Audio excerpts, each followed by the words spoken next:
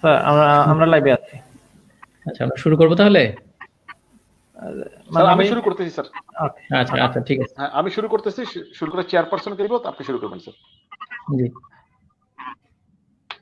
সুপ্রিয় চিকিৎসক মন্ডলী, মেডিকেল শিক্ষার্থীবৃন্দ এবং আজকের উপস্থিতি সবাইকে বিডি ফিজিশিয়ানস কর্তৃক আয়োজিত আজকের basics of chest CT scan প্রথম পর্বে স্বাগতম। আসলে কোভিড এরাতে সিটি স্ক্যান চেস্টের গুরুত্ব অনেক বেড়েছে, স্পেশালি ফর ডায়াগনোসিস এবং কোভিড ট্রিটমেন্ট পারপাসে। আমাদের আজকের sponsor company health care pharmaceuticals limited. আমাদের সাথে আমরা অত্যন্ত সৌভাগ্যবান, আমাদের সাথে doctor Mohammad Ferdousur Rahman, associate professor internal medicine, Bangabandhu Sheikh Mujib medical university, আজকে তার পঞ্চম সেশনটি নিয়ে হাজির হয়েছেন। এবং এবারে একটু স্পেশাল, কারণ ফেরদৌসুর রহমান স্যার এখন ব্যক্তিগতভাবে আসলে অনেক বিজি হয়ে গিয়েছেন। তার অনেক বিজি শিডিউলের মাঝেও তিনি সময় বের করে আমাদের মাঝে যথারীতি আজকে অত্যন্ত গুরুত্বপূর্ণ এই টপিকটি নিয়ে হাজির হয়েছেন। এবং আমাদের সাথে আজকে চেয়ারপারসন হিসেবে উপস্থিত আছেন বাংলাদেশের একজন অত্যন্ত স্বনামখ্যাত internist professor Ismail Patwari sir. Professor Ismail Patwari sir principal Sylhet women's medical college এবং ex departmental head department of medicine Sylhet MAG Osman medical college. আমি আর কথা না বাড়িয়ে আমাদের আজকে চেয়ারপারসন স্যারকে আজকের অনুষ্ঠানটি শুরু করার জন্য আহ্বান জানাচ্ছি। Professor Ismail Patwari sir. বিসমিল্লাহির রহমানির রহিম। প্রথমে আমি ধন্যবাদ জানাচ্ছি বিডি ফিজিশিয়ানকে একটা সুন্দর আয়োজন করার জন্য। আর আজকে যে টপিকটি সেটা হচ্ছে basics of chest CT scan, এবং এখানে doctor Ferdousur Rahman, associate professor of medicine, Bangabandhu Sheikh Mujib medical university, আজকে এই বেসিক্স অফ চেস্ট স্ক্যানের উপরে আজকের বক্তব্যটি রাখবেন। এবং এখানে সিটি স্ক্যানের রোলটা আসলে ক্রমান্বয়ে বেড়ে যাচ্ছে অ্যাজ এ ডায়াগনস্টিক টুল হিসাবে। And during this COVID era, আমরা দেখছি যে sensitivity of CT scan in the diagnosis of বিশেষভাবে COVID affected lung pneumonia is tremendous. এবং এখানে ফলো আপের জন্য আমরা সিটি স্ক্যান করে থাকি এবং এখানকার সেন্সিটিভিটি অনেক হাই। সেজন্য আমাদের সিটি স্ক্যানের ইন্টারপ্রিটেশনটা খুব ইম্পর্টেন্ট। শুধু কোভিড এর জন্যই নয়, আমাদের ইন্টারস্টিশিয়াল লাং ডিজিজ এবং কিছু কিছু ডিফিকাল্ট সিচুয়েশনে যেখানে এক্সরে খুব ভালো রোল প্লে করতে পারে না, সেখানে আমরা সিটি স্ক্যানের সাহায্য নিয়ে থাকি। আজকে আমাদের এই ব্যাপারে ডিটেলস নিয়ে আসছেন doctor Mohammad Ferdousur Rahman, associate professor, department of internal medicine, BSMMU. তা আমি দীর্ঘায়িত না করে আমি ফেরদৌসুর রহমানকে ওনার বক্তব্য নিয়ে প্রেজেন্টেশন নিয়ে হাজির হওয়ার জন্য অনুরোধ করছি। ধন্যবাদ সবাইকে। ধন্যবাদ স্যার আপনাকে। প্রথমেই আমি ধন্যবাদ জানাচ্ছি বিডি ফিজিশিয়ানসকে, যাদের মাধ্যমে আমরা এই লেকচারগুলো, যেগুলো সচরাচর আসলে একটুকু কমই দেওয়া হয়, এবং এই লেকচারগুলো সারা বাংলাদেশেরই মেডিকেল শিক্ষার্থী যারা আছে তাদের মধ্যে ছড়িয়ে দিতে পারার সুযোগ করে দেওয়ার জন্য আমি কৃতজ্ঞতা প্রকাশ করছি প্রফেসর ইসমাইল পাটোয়ারি স্যারের কাছে। স্যার আজকে আমাদের সাথে যুক্ত হয়েছেন, আজকে আমাদের সেশনটার চেয়ারপারসন হিসেবে উপস্থিত থেকে। আজকে আমরা basics of chest CT scan এর উপরে কিছু আলোকপাত করতে যাচ্ছি। চেস্ট সিটি স্ক্যান, আসলে সিটি স্ক্যান শব্দটা শুনলেই আমাদের প্রত্যেকেরই একটা ভয় জেগে যায় যে আসলে কি একটা কঠিন জিনিস। এটা আসলে বেসিক্যালি একটা বিশাল সাবজেক্ট সিটি স্ক্যান, এবং এই সিটি স্ক্যান দিয়ে আসলে আমরা বডির প্রত্যেকটা পার্টকেই ইমেজ করতে পারি, এবং এই ইমেজিং যদি আমরা জানতে চাই বা এবং দেখতে চাই, তাহলে তার যে কিছু বেসিক জিনিস আছে, এই বেসিক জিনিসগুলো যদি আমরা জানি, তাহলে আমাদের সিটি স্ক্যানগুলো রিড করা ভবিষ্যতের জন্য ইজি হবে। আপনারা জানেন যে আমাদের বডির যে বিভিন্ন পার্ট আছে, এই পার্টের অনুযায়ী বা সেগমেন্ট অনুযায়ী সাধারণত সিটি স্ক্যানগুলো করা হয়ে থাকে। উপর থেকে যদি আমরা শুরু করি, তাহলে প্রথমেই আমরা সাধারণত হেড সিটি স্ক্যান করা হয়, খুব ক্ষেত্র বিশেষে নেক সিটি স্ক্যান করা হয়। চেস্ট সিটি আমাদের জন্য খুবই একটা ইম্পর্টেন্ট জিনিস, স্পেশালি ফর দ্য ফিজিশিয়ানস। এরপর অ্যাবডোমিনাল সিটি স্ক্যান, অনেক সময় আমাদের স্পেসিফিক রিজিয়নে লিমসেরও কোনো সময় সিটি স্ক্যান করা হয়ে থাকে, স্পেশালি যদি মাল্টিপল ফ্র্যাকচার থাকে বা কোনো সফট টিস্যু ইনজুরি থাকে সেগুলোকে আইডেন্টিফাই করার জন্য এবং ডায়াগনোসিস করার জন্য।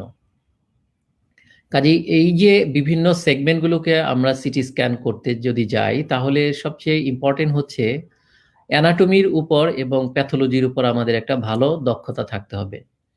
আমরা যদি প্রত্যেকটা অ্যানাটমিক্যাল স্ট্রাকচার যেগুলো আমরা জানি সেগুলোকে যদি আমরা রেডিওলজিক্যালি আইডেন্টিফাই করতে পারি, তাহলে আমাদের এই অ্যানাটমিক্যাল স্ট্রাকচারগুলির মধ্যে যদি কোনো প্যাথোলজিক্যাল ফাইন্ডিং থাকে, সেই ফাইন্ডিংগুলোকে আমরা যদি আইডেন্টিফাই করতে পারি, তাহলেই কিন্তু আসলে আমাদের ডায়াগনোসিসটা ইজি হয়ে যায়। সেজন্য আমাদের সিটি স্ক্যান যদি দেখতে যাই, তাহলে প্রথমে আমাদের আসলে জানতে হবে অ্যানাটমিক্যাল স্ট্রাকচার। কাজেই অ্যানাটমিক্যাল রেডিওলজিক্যাল অ্যানাটমি যেটা, এই অংশটুকু আসলে আমাদের যদি ভালো জানা থাকে, তাহলেই শুধুমাত্র আমরা একটা সিটিকে ভালোভাবে রিড করতে পারবো। এটা যে সেগমেন্টেরই হোক না কেন, এটা যদি হেডের হয় তাহলে হেডের অ্যানাটমিটা আমাদেরকে জানতে হবে, রেডিওলজিক্যাল অ্যানাটমি। যদি নেক হয় তাহলে নেকের রেডিওলজিক্যাল অ্যানাটমিটা জানতে হবে, চেস্ট যদি হয় চেস্টের, এবং এরকমভাবে অন্যান্য জায়গার অংশগুলো। কাজেই আমাদের এই অ্যানাটমি, রেডিওলজিক্যাল অ্যানাটমির উপর একটা ভালো দক্ষতা সবাইকেই থাকতে হবে, একটা ভালো সিটি স্ক্যানের রিপোর্ট বা ফিল্মকে ইন্টারপ্রিট করার জন্য। যদি আমরা চেস্ট সিটি স্ক্যানের দিকে যাই, একটা কিছু ইন্ট্রোডাক্টরি কথা এরকম যে কম্পিউটার টোমোগ্রাফি বা CT scan can detect pathology that may be missed on a conventional chest radiograph. The CT image is reported mostly by radiologists, as reporting facilities may not be immediately available in many circumstances. So it is important for physicians to be able to interpret the scan immediately to diagnose the patient. And clinicians need to be aware of the potential harmful radiation that patients are exposed to. The benefit and risk of IV contrast should be discussed with the radiologist before the scan. এবং যেটা বলছিলাম গুরুত্ব দিয়ে, a detailed knowledge of anatomy of the thorax is required to fully interpret the CT scan of the chest. আমরা CT scan করলে আসলে কোন ধরনের প্যাথোলজিগুলি বেশি পেয়ে থাকি? অনেক ধরনের প্যাথোলজি আছে, কিন্তু আমরা যদি একটু গুরুত্ব সহকারে দেখি, তাহলে এটা gold standard investigation for the diagnosis of pulmonary embolus. তারপরে যদি আমরা চিন্তা করি তাহলে লাং ক্যান্সার, এবং লাং ক্যান্সার যদি থাকে এবং মেটাস্টেসিস থাকে তার স্টেজিং এর জন্য। And then evaluation of a solitary pulmonary nodule on chest x-ray. আমরা যদি এক সময় একটা চেস্ট এক্সরেতে কোনো নোডিউল পাই, এই নোডিউলটাকে আসলে যদি আমরা ভালো ক্লিয়ারলি ডিফাইন করতে না পারি, তখন কিন্তু আমাদের একটা সিটি স্ক্যানের প্রয়োজন হয়ে যায়। এবং অনেক সময় আমরা মিডিস্টেনাল ওয়াইডেনিং যদি থাকে চেস্ট এক্সরেতে পাই, তখন তাকে আমরা ওয়েল ডেলিনেট করার জন্য সিটি স্ক্যান করি। এবং এখানে আমরা যদি সিটি স্ক্যান করি তাহলে দেখা যায় যে আমরা লিম্ফোমা পেতে পারি, এখানে বিভিন্ন রকমের টিউমার পেতে পারি, গ্রেড ভেসেল ডিজিজ পেতে পারি, আমরা অনেক সময় ভেসেল ডাইলেটেশন বা অ্যানিউরিজম পেতে পারি, থোরাসিক অ্যাওর্টিক অ্যানিউরিজম, অ্যাওর্টিক ডিসেকশনস, নিউমোমেডিয়েস্টিনাম, এবং অনেক সময় থাইরয়েড এনলার্জমেন্ট যেটা থোরাক্সে এক্সটেনশন করে থাকে।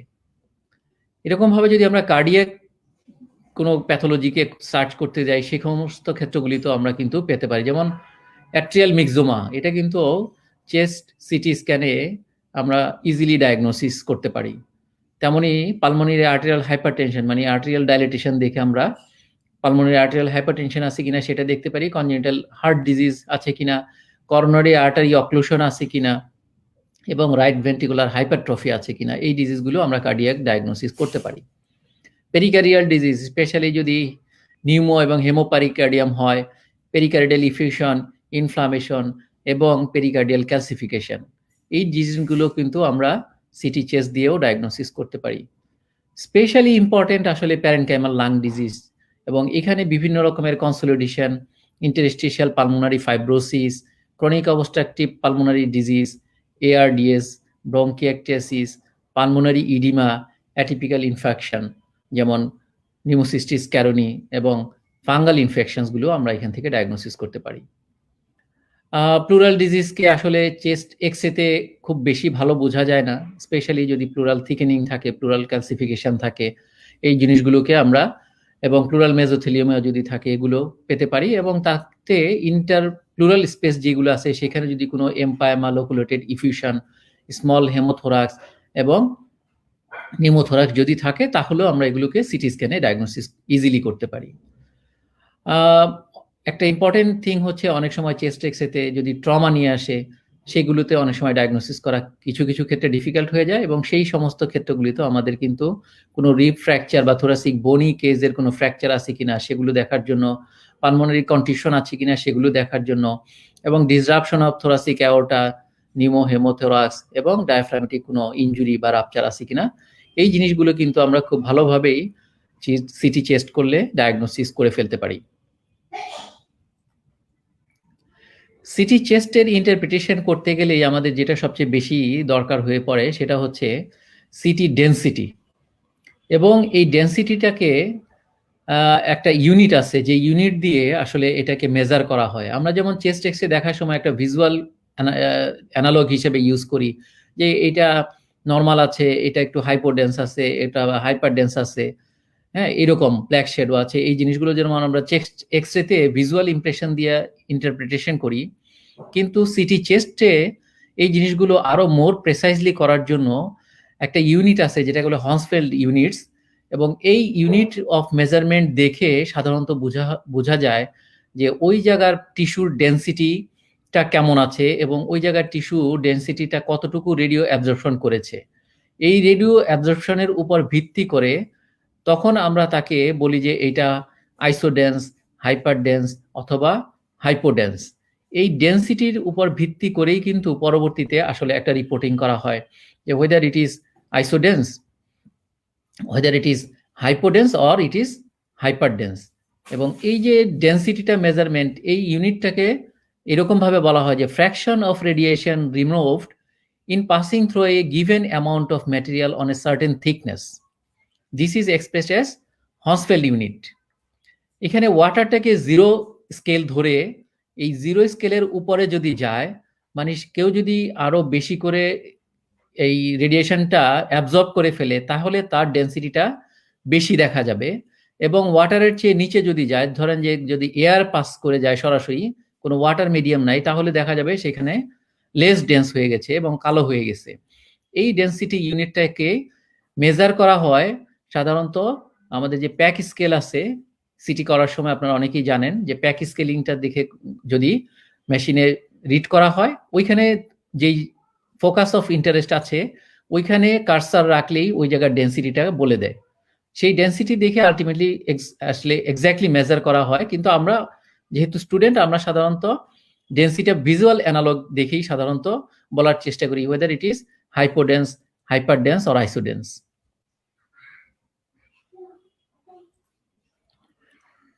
সিটি চেস্ট যদি আমরা রিড করতে যাই তাহলে আসলে এখানে অনেক ধরনের সিটি চেস্ট করা হয়, মোস্টলি করা হয় রেগুলার বা স্ট্যান্ডার্ড সিটি। আমরা অনেকেই নাম শুনেছি হাই রেজুলেশন সিটি। আসলে হাই রেজুলেশন সিটি একই রকম স্ট্যান্ডার্ড সিটির মতোই, কিন্তু এখানে আসলে সেকশন যেগুলো নেওয়া হয় সেই সেকশনগুলোর থিন হয় এবং খুবই ঘন ঘন সেকশন নেওয়া হয়, যেটাকে বলা হয় লেস দেন 1.5 মিলিমিটার থিকনেস নেওয়া হয়।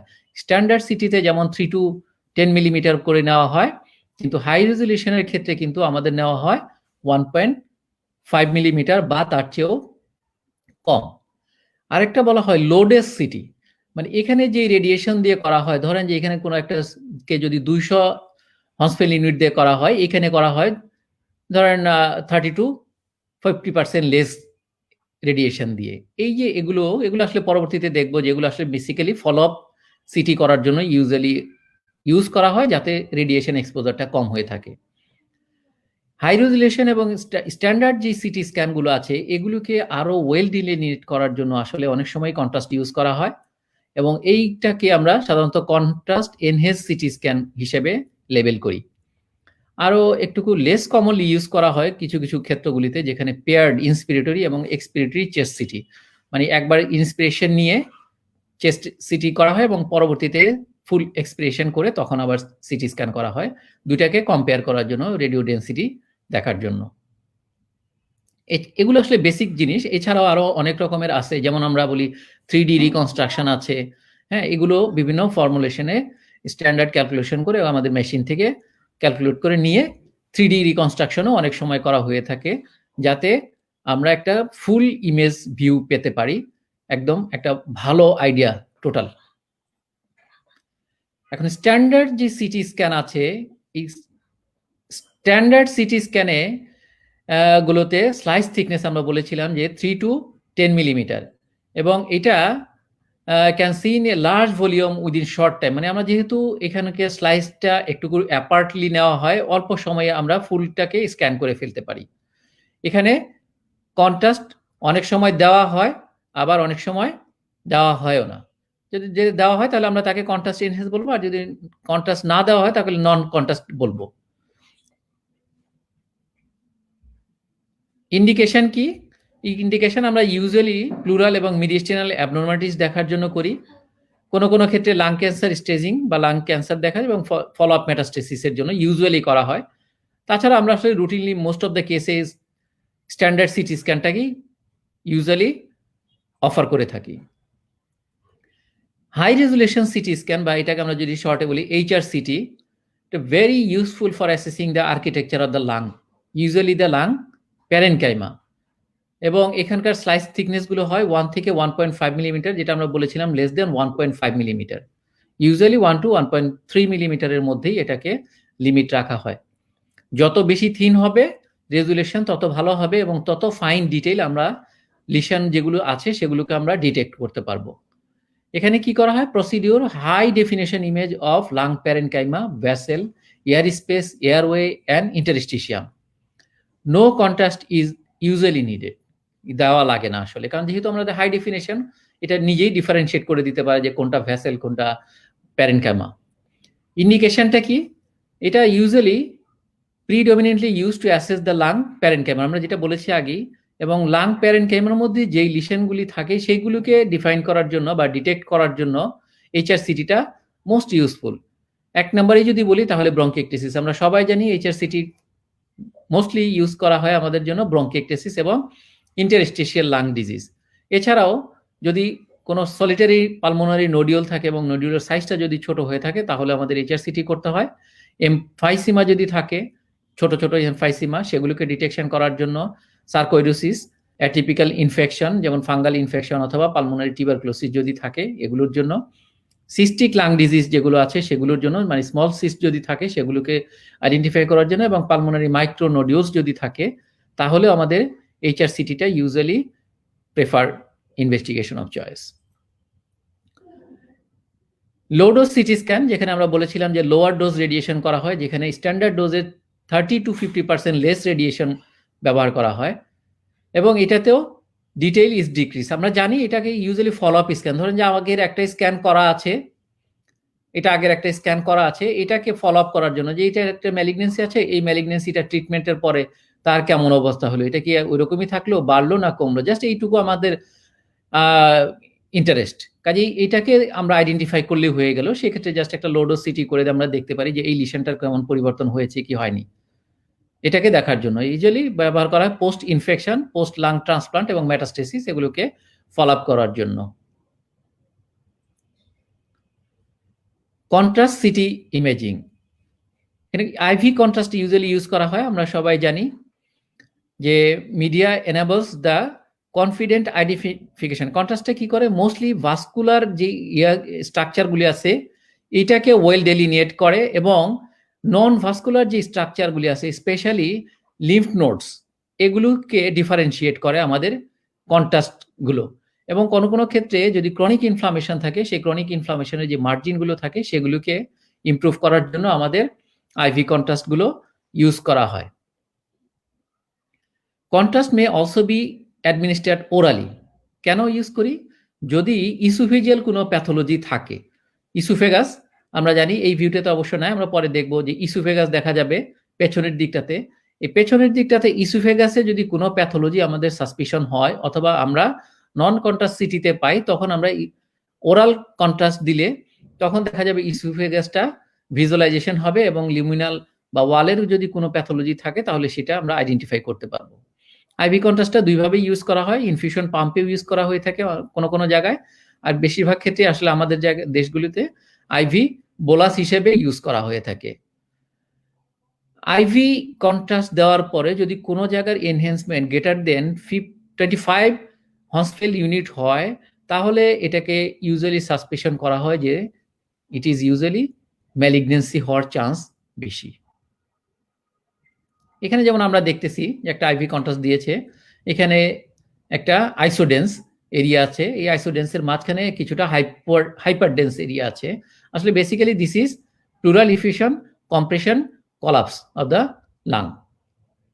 এবং কলাপসে কন্ট্রাস্ট দেওয়ার পরে আসলে এই জায়গাটা আরো ওয়েল ভিজুয়ালাইজেশন হয়েছে। কেন? কারণ এখানে আমাদের ভাস্কুলারিটি আছে, সেই জন্য এই জায়গাটা ওয়েল ভিজুয়ালাইজেশন হয়েছে।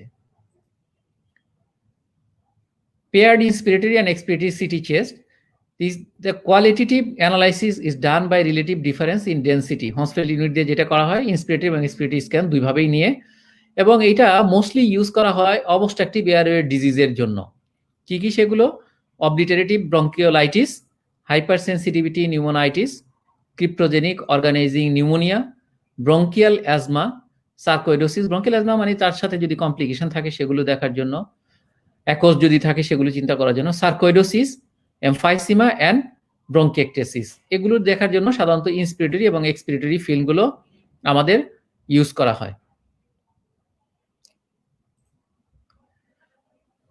শুরুতেই যেটা আমি বলেছিলাম যে আসলে আমরা যদি একটা ভালো সিটি স্ক্যানকে রিড করতে যাই তাহলে আমাদের অ্যানাটমিটা ভালো জানতে হবে। যেহেতু আমরা সিটি স্ক্যান চেস্ট দেখব, কাজেই রেডিওলজিক্যাল অ্যানাটমিটা যদি আমরা আগে দেখে নেই তাহলে আমাদের পরবর্তীতে কোনো প্যাথোলজি যদি থাকে তাহলে কোথায় আছে, কার সারাউন্ডিং আছে, এই জিনিসগুলো আমরা বুঝতে পারবো। সিটি চেস্ট করতে গেলে আসলে এইটা আমাদের কয়েকটা লেভেল দেখানো হয়েছে যে এই লেভেলগুলোতে কি কি ধরনের স্ট্রাকচার সাধারণত থাকে। আমরা জানি যে এখানে একটা মিডিল মিডিস্টিনাম, সুপিরিয়র মিডিস্টিনাম, অ্যান্টেরিয়র মিডিস্টিনাম এই অংশগুলিতেই আছে। কাজে এইখানে যেই স্ট্রাকচারগুলো আছে সেই স্ট্রাকচারগুলো যদি আমরা অ্যানাটমিক্যালি রেডিওলজিক্যালি বুঝতে পারি তাহলে আমরা কোনটা প্যাথোলজি সেটাকে ভালোভাবে বুঝতে পারবো। এগুলো আসলে সিকোয়েন্সিয়াল এবং কন্টিনিউয়াস স্ক্যানিং হইতে থাকে। তারপরও আমরা কয়েকটা ল্যান্ডমার্ক এরিয়া ইউজুয়ালি ইউজ করি, যেটা দেখে আসলে ওই জায়গার স্ট্রাকচারগুলি ভালোভাবে বোঝার জন্য এরকম কয়েকটা বড় বড় ল্যান্ডমার্ক ইউজ করা হয়। একটা যেমন এইটা আছে অ্যাওটিক আর্চ। এই অ্যাওটিক আর্চের উপরের একটা অংশ, এটাকে কেউ কেউ বলে সুপ্রা অ্যাওটিক এরিয়া অথবা কেউ কেউ বলে গ্রেট ভেসেলস এরিয়া। এখানে ক্রস সেকশন করলে কি কি পাওয়া যাবে? অ্যাওটিক আর্চ লেভেলে যদি আমরা একটা স্ক্যান নেই সেইটাকে আমরা কি কি পাবো? এখানে তো আমরা জানি ক্যারিনা ট্রাকিয়াল বাইফার্কেশন হয়েছে। এই ক্যারিনাল বাইফার্কেশন রিজিয়নে যদি আমরা করি সেখানে আমরা কি কি অ্যানাটমিক্যাল স্ট্রাকচার দেখতে পারবো? এখানে হচ্ছে অ্যাট্রিয়াল লেভেলে যদি আমরা নেই সেই ইমেজটা দেখতে কেমন এবং নর্মাল অ্যানাটমি কি, এবং ভেন্ট্রিকুলার যে লেভেল আছে এই লেভেলে যদি আমরা সেকশন নেই তাহলে ওই ইমেজটা দেখতে কেমন এবং নর্মাল অ্যানাটমিটা কি সেটা সম্পর্কে একটা আইডিয়া আমরা পেয়ে যাব। প্রথমে যদি আমরা মিডিয়াস্টিনামের মধ্যে কি কি থাকে এই জিনিসগুলো যদি আমরা একটু ভালোভাবে আবার রিক্যাপিচুলেট করে নেই তাহলে আমাদের পরবর্তী ইমেজগুলো দেখতে আমাদের ইজি হয়ে যাবে। আমরা যদি নিচ থেকে উপরের দিকে যাই, দেখেন এটা হচ্ছে আমাদের লেফট ভেন্ট্রিকুলার এরিয়া। এটা করোনারি আর্টারি এবং গ্রেট কার্ডিয়াক ভেন্সগুলো আমাদের এই সালকাসটার মধ্যে থাকে। এটা হচ্ছে আমাদের রাইট ভেন্ট্রিকল, এখানে রাইট করোনারি আর্টারি। এগুলো আসলে আমাদের সিটি স্ক্যানে বুঝতে গেলে খুবই এক্সপার্ট হতে হবে। তবে সেকশনগুলি যদি কন্টিনিউয়াস হয়, হাই রেজুলেশন হয় তাহলে কিন্তু আমরা এই স্ট্রাকচারগুলো আইডেন্টিফাই করতে পারবো। স্ট্যান্ডার্ড সিটিতে আসলে অনেক সময় হয়তো আর্টারিগুলোর ক্রস সেকশন দেখা যায়, যার জন্য অনেক সময় বুঝতে কিছুটা অসুবিধা হয়। এটা আমরা জানি appendix, right atrial appendix, left atrial appendix. এইখানে থেকে যদি আমরা শুরু করি, দেখেন এখানে অ্যাওর্টা, এটা হলো অ্যাসেন্ডিং অ্যাওর্টা। অ্যাসেন্ডিং অ্যাওর্টার থেকে উপরের যে অংশটুকু এটা হচ্ছে আমাদের আর্চ অফ দ্য অ্যাওর্টা। এই আর্চ অফ দ্য অ্যাওর্টার থেকে আমাদের রাইট সাইডে চলে গেছে right brachiocephalic trunk. Brachiocephalic trunk উপরের দিকে ডিভাইড হয়েছে right common carotid artery, right subclavian artery. আর এই দিক থেকে আমরা জানি যে লেফট কমন ক্যারোটিড আর্টারি উপরের দিকে সরাসরি চলে গেছে অ্যাওর্টিক আর্চ থেকে এবং তার পেছন দিকে গিয়েছে লেফট সাবক্লেভিয়ান আর্টারি। আর ভেইনগুলো থাকে আপনারা জানেন যে তার সামনের দিক দিয়ে, ভেইনের রিলেশন হচ্ছে আর্টারিয়াল সামনের দিকে। এটা যদি সুপিরিয়র ভেনা কাভা হয় তাহলে উপর দিকে ট্রিবিউটারিজ হিসেবে যদি আমরা আসি তাহলে right internal jugular vein, right subclavian vein, এটা মিলে রাইট ব্রাকিওসেফালিক ট্রাঙ্ক। আর এইদিকে left internal jugular vein, left subclavian vein, left brachiocephalic trunk, দুইটার কনফ্লুয়েন্ট একসাথে মিলে হয়েছে আমাদের সুপিরিয়র ভেনা কেভা। আর একটা বড় স্ট্রাকচার আছে অ্যাওর্টিক আর্চের নিচ দিয়ে গিয়েছে, প্রথমেই হচ্ছে আমাদের রাইট ভেন্ট্রিকল থেকে উঠেই চলে গেছে পালমোনারি ট্রাঙ্ক, একটা বড় একটা স্ট্রাকচার। এটা আমরা সিটি স্ক্যানে খুব ভালোভাবে পরবর্তী স্ক্যান যখন দেখব তখন দেখা যাবে। এবং এখান থেকে ভাগ হয়ে গেছে লেফট পালমোনারি আর্টারিস, আপার লোবের জন্য, লোয়ার লোবের জন্য। এদিকে আর্চের নিচ দিয়ে পেছন দিক দিয়ে চলে গিয়েছে রাইট পালমোনারি আর্টারিস। তাহলে এই স্ট্রাকচারগুলি যদি জানা থাকে তাহলে আমরা ক্রস সেকশন যদি দেখি তাহলে আমরা দেখতে পাবো যে ভেইনগুলো আমাদের আছে পেছনের দিকে আর আর্টারিগুলি আছে আমাদের সামনের দিকে, কারণ আমরা তো নিচের দিকে থেকে ক্রস সেকশন দেখবো, পরে যখন আমরা ভিউ দেখবো তখন এটা বুঝতে পারবো। তাহলে গ্রেট ভেসেল রিজনে যদি আমরা একটা ক্রস সেকশন করি, এটা একটা গ্রেট ভেসেল রিজন, এখান থেকে দেখেন আমরা ক্রস সেকশন করি, একটু আড়াআড়ি ভাবে আছে লেফট সাবক্লেভিয়ান আর্টারি, কারণ আমরা জানি লেফট সাবক্লেভিয়ান আর্টারিটা কিছুটা হরাইজন্টালি অবলিকলি প্লেস করা থাকে, সেই জন্য একটা বড় একটা মোটামুটি সেগমেন্ট উপরের দিকে। এই যে মাঝখানে যে একটা হোল আছে এটা হচ্ছে ট্রাকিয়া, আর রাইট সাইডে এটা গিয়েছে রাইট সাবক্লেভিয়ান আর্টারি, একটু অবলিকলি আছে কারণ ওই লেভেল বরাবরই নিয়ে নিচ্ছে। এর জাস্ট একটু নিচের দিকে যদি আমরা নামি তখন এখানে একটা সেকশন দেখেন, এখানে অনেকগুলো স্ট্রাকচার আছে, অনেকগুলো স্ট্রাকচার আছে। আমরা যদি মিড লাইনে দেখি, মিড লাইনে এটা আসলে জাস্ট স্টারনামের উপরের অংশ, এই অংশটুকু হচ্ছে স্টারনামের উপরে ক্লাভিকুলার মিডিয়াল এন্ড, তার জাস্ট পেছনের দিকে থাকে আমাদের আসলে থাইরয়েড গ্ল্যান্ডটা। যদি থাইরয়েড কারো এনলার্জ থাকে, সামনের দিকে এক্সটেনশন, নিচের দিকে এক্সটেনশন থাকে, তাহলে আমরা থাইরয়েডটা পাবো জাস্ট ট্রাকিয়াল ইন ফ্রন্টে।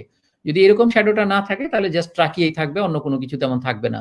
আমরা জানি সামনের দিকে ট্রাকিয়ার, নিচে লোয়ার পার্টের দিকে just skin, subcutaneous tissue, deep ফাসা এবং তার নিচে ট্রাকিয়াল টিউব।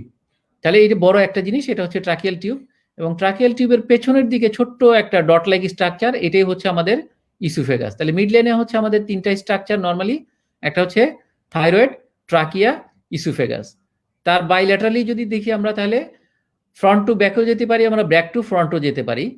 যদি ফ্রন্ট টু ব্যাক যাই, দেখেন লেফট ইন্টারনাল জুগুলার ভেইন, আমরা ভেইনকে দেখেছিলাম সামনের দিকে, তাহলে ভেইনটা সামনের দিকে আছে, লেফট সাবক্লেভিয়ান ভেইন, তারপরে এটা দেখবেন লেফট ক্যারোটিড আর্টারি এবং লেফট সাবক্লেভিয়ান আর্টারি, জাস্ট তার রিভার্স এই দিকটাতে ঠিক একই রকম ভাবে আমরা এই স্ট্রাকচারগুলো দেখতে পাচ্ছি।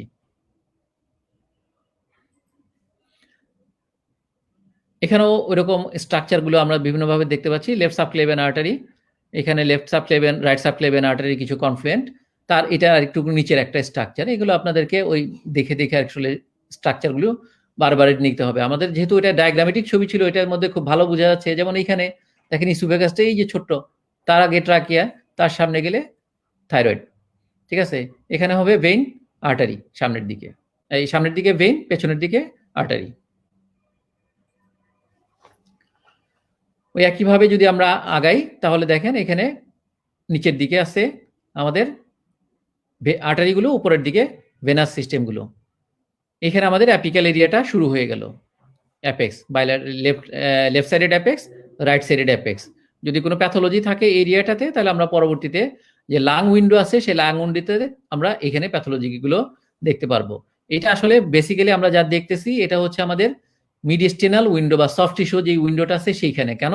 কারণ আমরা মিডিয়েস্টিনাল উইন্ডো ছাড়া মাঝখানের যে স্ট্রাকচারগুলো আছে এগুলো আমরা ভালো দেখতে পাবো না। সেই জন্য এই যে ইমেজগুলো এগুলো মোস্টলি হচ্ছে সফট টিস্যু অর মিডিয়েস্টিনাল যে উইন্ডো আছে সেই উইন্ডোটা আমরা দেখতে পাচ্ছি। ঠিক এমনই তাই যে এখানে আমাদের কিছু স্টারনাম দেখা যাচ্ছে, এখানে ক্লাভিকল আছে। দেখার সময় আমাদের সবসময় খেয়াল রাখতে হবে যে স্ট্রাকচার, স্ক্যাপুলার যে ব্লেড আছে, স্ক্যাপুলার সেই ব্লেডটা লেফট সাইড, এটা রাইট সাইড। এইখানে দেখার সময় আমাদের আরো জিনিস খেয়াল রাখতে হবে যে আমাদের যে এক্সিলা আছে এই এক্সিলাতেও কোনো প্যাথোলজি আছে কিনা, এই এক্সিলারি এরিয়া, এই এক্সিলারি এরিয়াগুলো আমাদেরকে খেয়াল রাখতে হবে যেন এখানে কোনো প্যাথোলজি, স্পেশালি যে এই এলাকাগুলিতে কোনো লিম্ফ নোড আছে কিনা। এই এলাকাগুলিতে আমরা জানি এক্সিলাতে লিম্ফ নোড থাকে, কাজে লিম্ফ নোডের এনলার্জমেন্ট থাকতে পারে, এবং লিম্ফ নোডের এনলার্জমেন্ট থাকলে পরবর্তীতে দেখা যাবে ওই প্যাথোলজি যদি আরো কিছু থাকে সেগুলো আমাদের ফলো করতে হবে।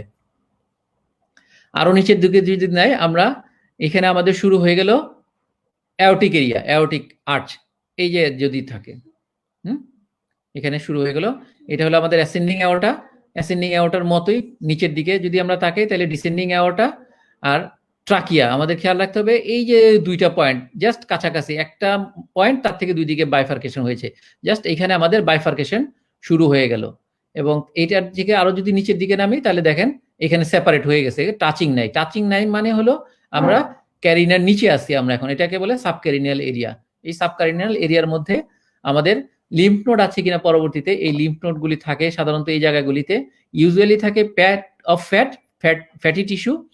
এবং ফ্যাটি টিস্যু আপনারা বোঝার জন্য কিভাবে বুঝবেন, দেখেন এই যে আমাদের যে সাবকিউটেনিয়াস আছে এটার যে ডেনসিটি, এই যে আমাদের যে এখানে আছে দেখেন এটার ডেনসিটি সমান, এবং এটাও ফ্যাট, এই অংশগুলিও আমাদের ফ্যাট, এবং নর্মালি এখানেও ফ্যাট থাকবে কারণ ভ্যাসেলগুলির অ্যারাউন্ডে আমাদের বিভিন্ন কানেকটিভ টিস্যু এবং ফ্যাটি টিস্যু দিয়েই ফিল আপ করা থাকে।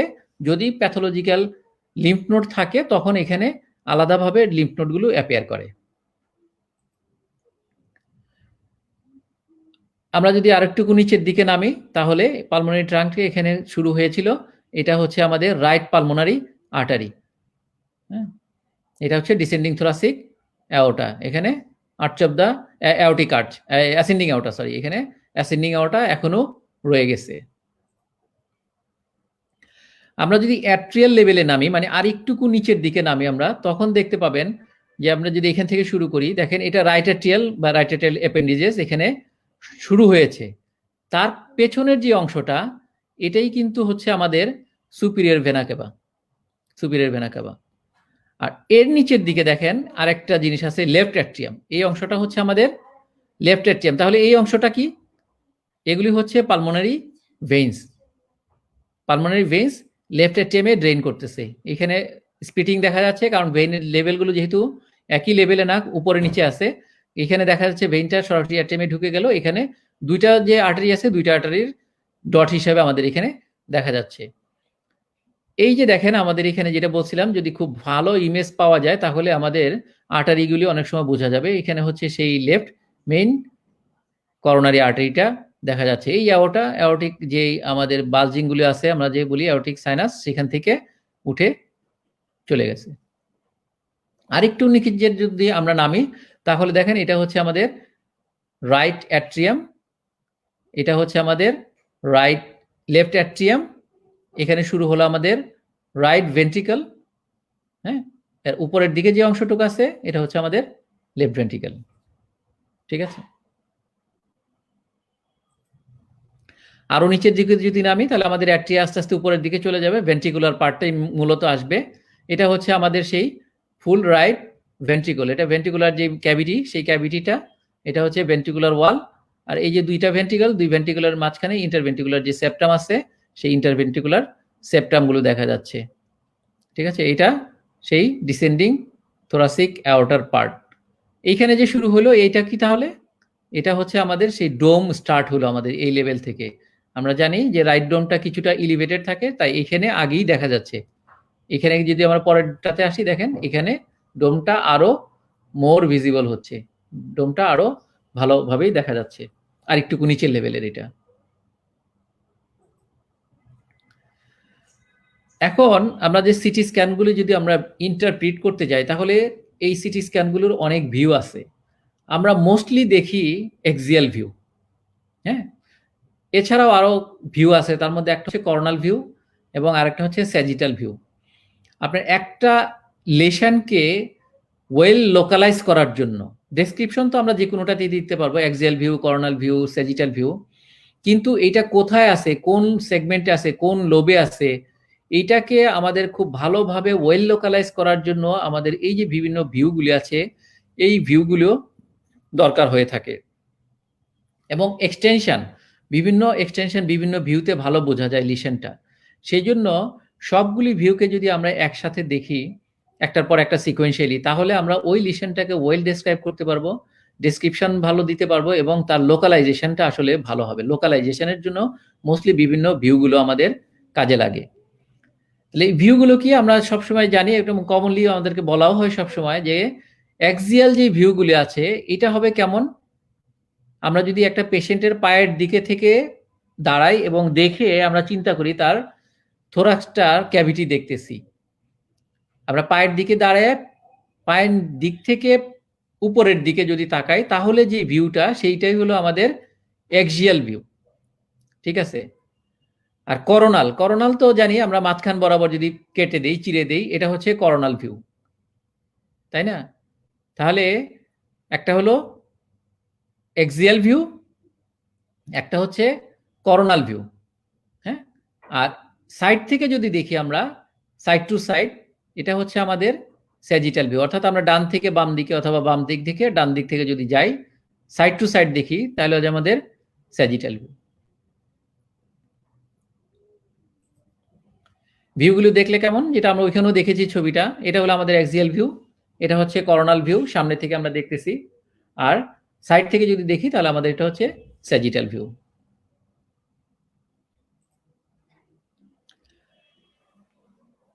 এখন ভিউ তো দেখে যদি আমরা এরপরে আগাই, তাহলে আমাদের সবগুলো স্ট্রাকচারকে আইডেন্টিফাই করা লাগবে, এবং সেই আইডেন্টিফিকেশনগুলো যদি করি আমরা, তাহলে আমরা বলেছিলাম যে বিভিন্ন রকমের উইন্ডোতে দেখা হয়। উইন্ডো মিন হলো যে আমরা লাং ফিল্ডটাকে ভালো দেখার জন্য যেটা, সেটা একটা উইন্ডো, সফট টিস্যু মিডিয়াস্টিনামকে দেখার জন্য যেটা, সেটা একটা উইন্ডো, এবং পেরিফেরাল যে বোনগুলি আছে সেই বোনসের মধ্যে কোনো প্যাথোলজি আছে কিনা সেটা দেখার জন্য যে উইন্ডো, এটাকে বনি উইন্ডো বলা হয়।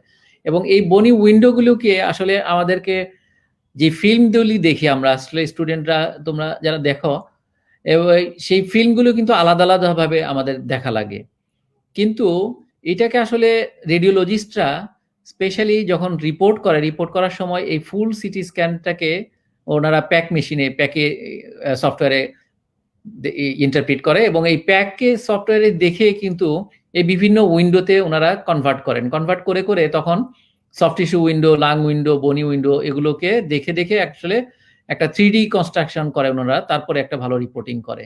কাজে এই যে বিভিন্ন উইন্ডোগুলি আছে, এগুলো আসলে আমরা একটা 2 ডাইমেনশনাল ভিউ দেখতেছি। এই 2 ডাইমেনশনাল ভিউগুলিকে আসলে আরো ওয়েল ডেলিনেট করার জন্য বিভিন্ন উইন্ডোগুলিকে করা হয়, ইন্টারপ্রিট করা হয়, করে তারপরে ওনারা একটা টোটাল রিপোর্টকে আমাদের কাছে দিয়ে থাকেন। সফট টিস্যু উইন্ডোতে কি আমরা জিনিস দেখি, আমরা বলেছিলাম যে সফট টিস্যু উইন্ডো, আমরা এর আগেও অলরেডি অ্যানাটমি দেখার সময় বলেই ফেলেছি। এগুলো দেখতে হবে কি, থাইরয়েড দেখবো আমরা, চেস্ট ওয়াল দেখবো, পেরিফেরিতে চেস্ট ওয়ালের সাথে প্লুরাটাও আমরা দেখে নিই। হার্টের যে চেম্বারগুলি আছে, যেগুলো মিডিয়াস্টিনামের মধ্যে আছে, সেগুলো আমরা সাধারণত দেখি। ভেসেলগুলো আমরাকে লোকেট করার চেষ্টা করি এবং কোনো প্যাথোলজি আছে কিনা সেগুলো দেখার চেষ্টা করি, এবং মিডিয়াস্টিনামে কোনো লিম্ফ নোড আছে কিনা। সাথে সাথে আমরা যেটা বলেছিলাম যে অ্যাক্সিলারকেও আমাদের খেয়াল করতে হবে যে এখানে কোনো লিম্ফ নোড আছে কিনা।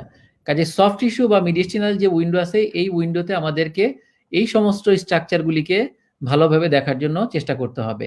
আমাদের অ্যানাটমিক্যাল স্ট্রাকচার দেওয়া আছে, যখন এই যে একটা ভিউ আছে, আসলে আমাদের সিকোয়েন্সিয়ালি যখন ভিউগুলি দেখবেন কোনো জায়গায় যদি এরকম একটা ভিউ পেয়ে যান, তাহলে এইটা হচ্ছে একদম একটা ল্যান্ডমার্ক ইমেজ, যেটার মধ্যে আপনি দেখেন সবগুলি স্ট্রাকচারই আমরা সাধারণত একসাথে পেয়ে থাকি।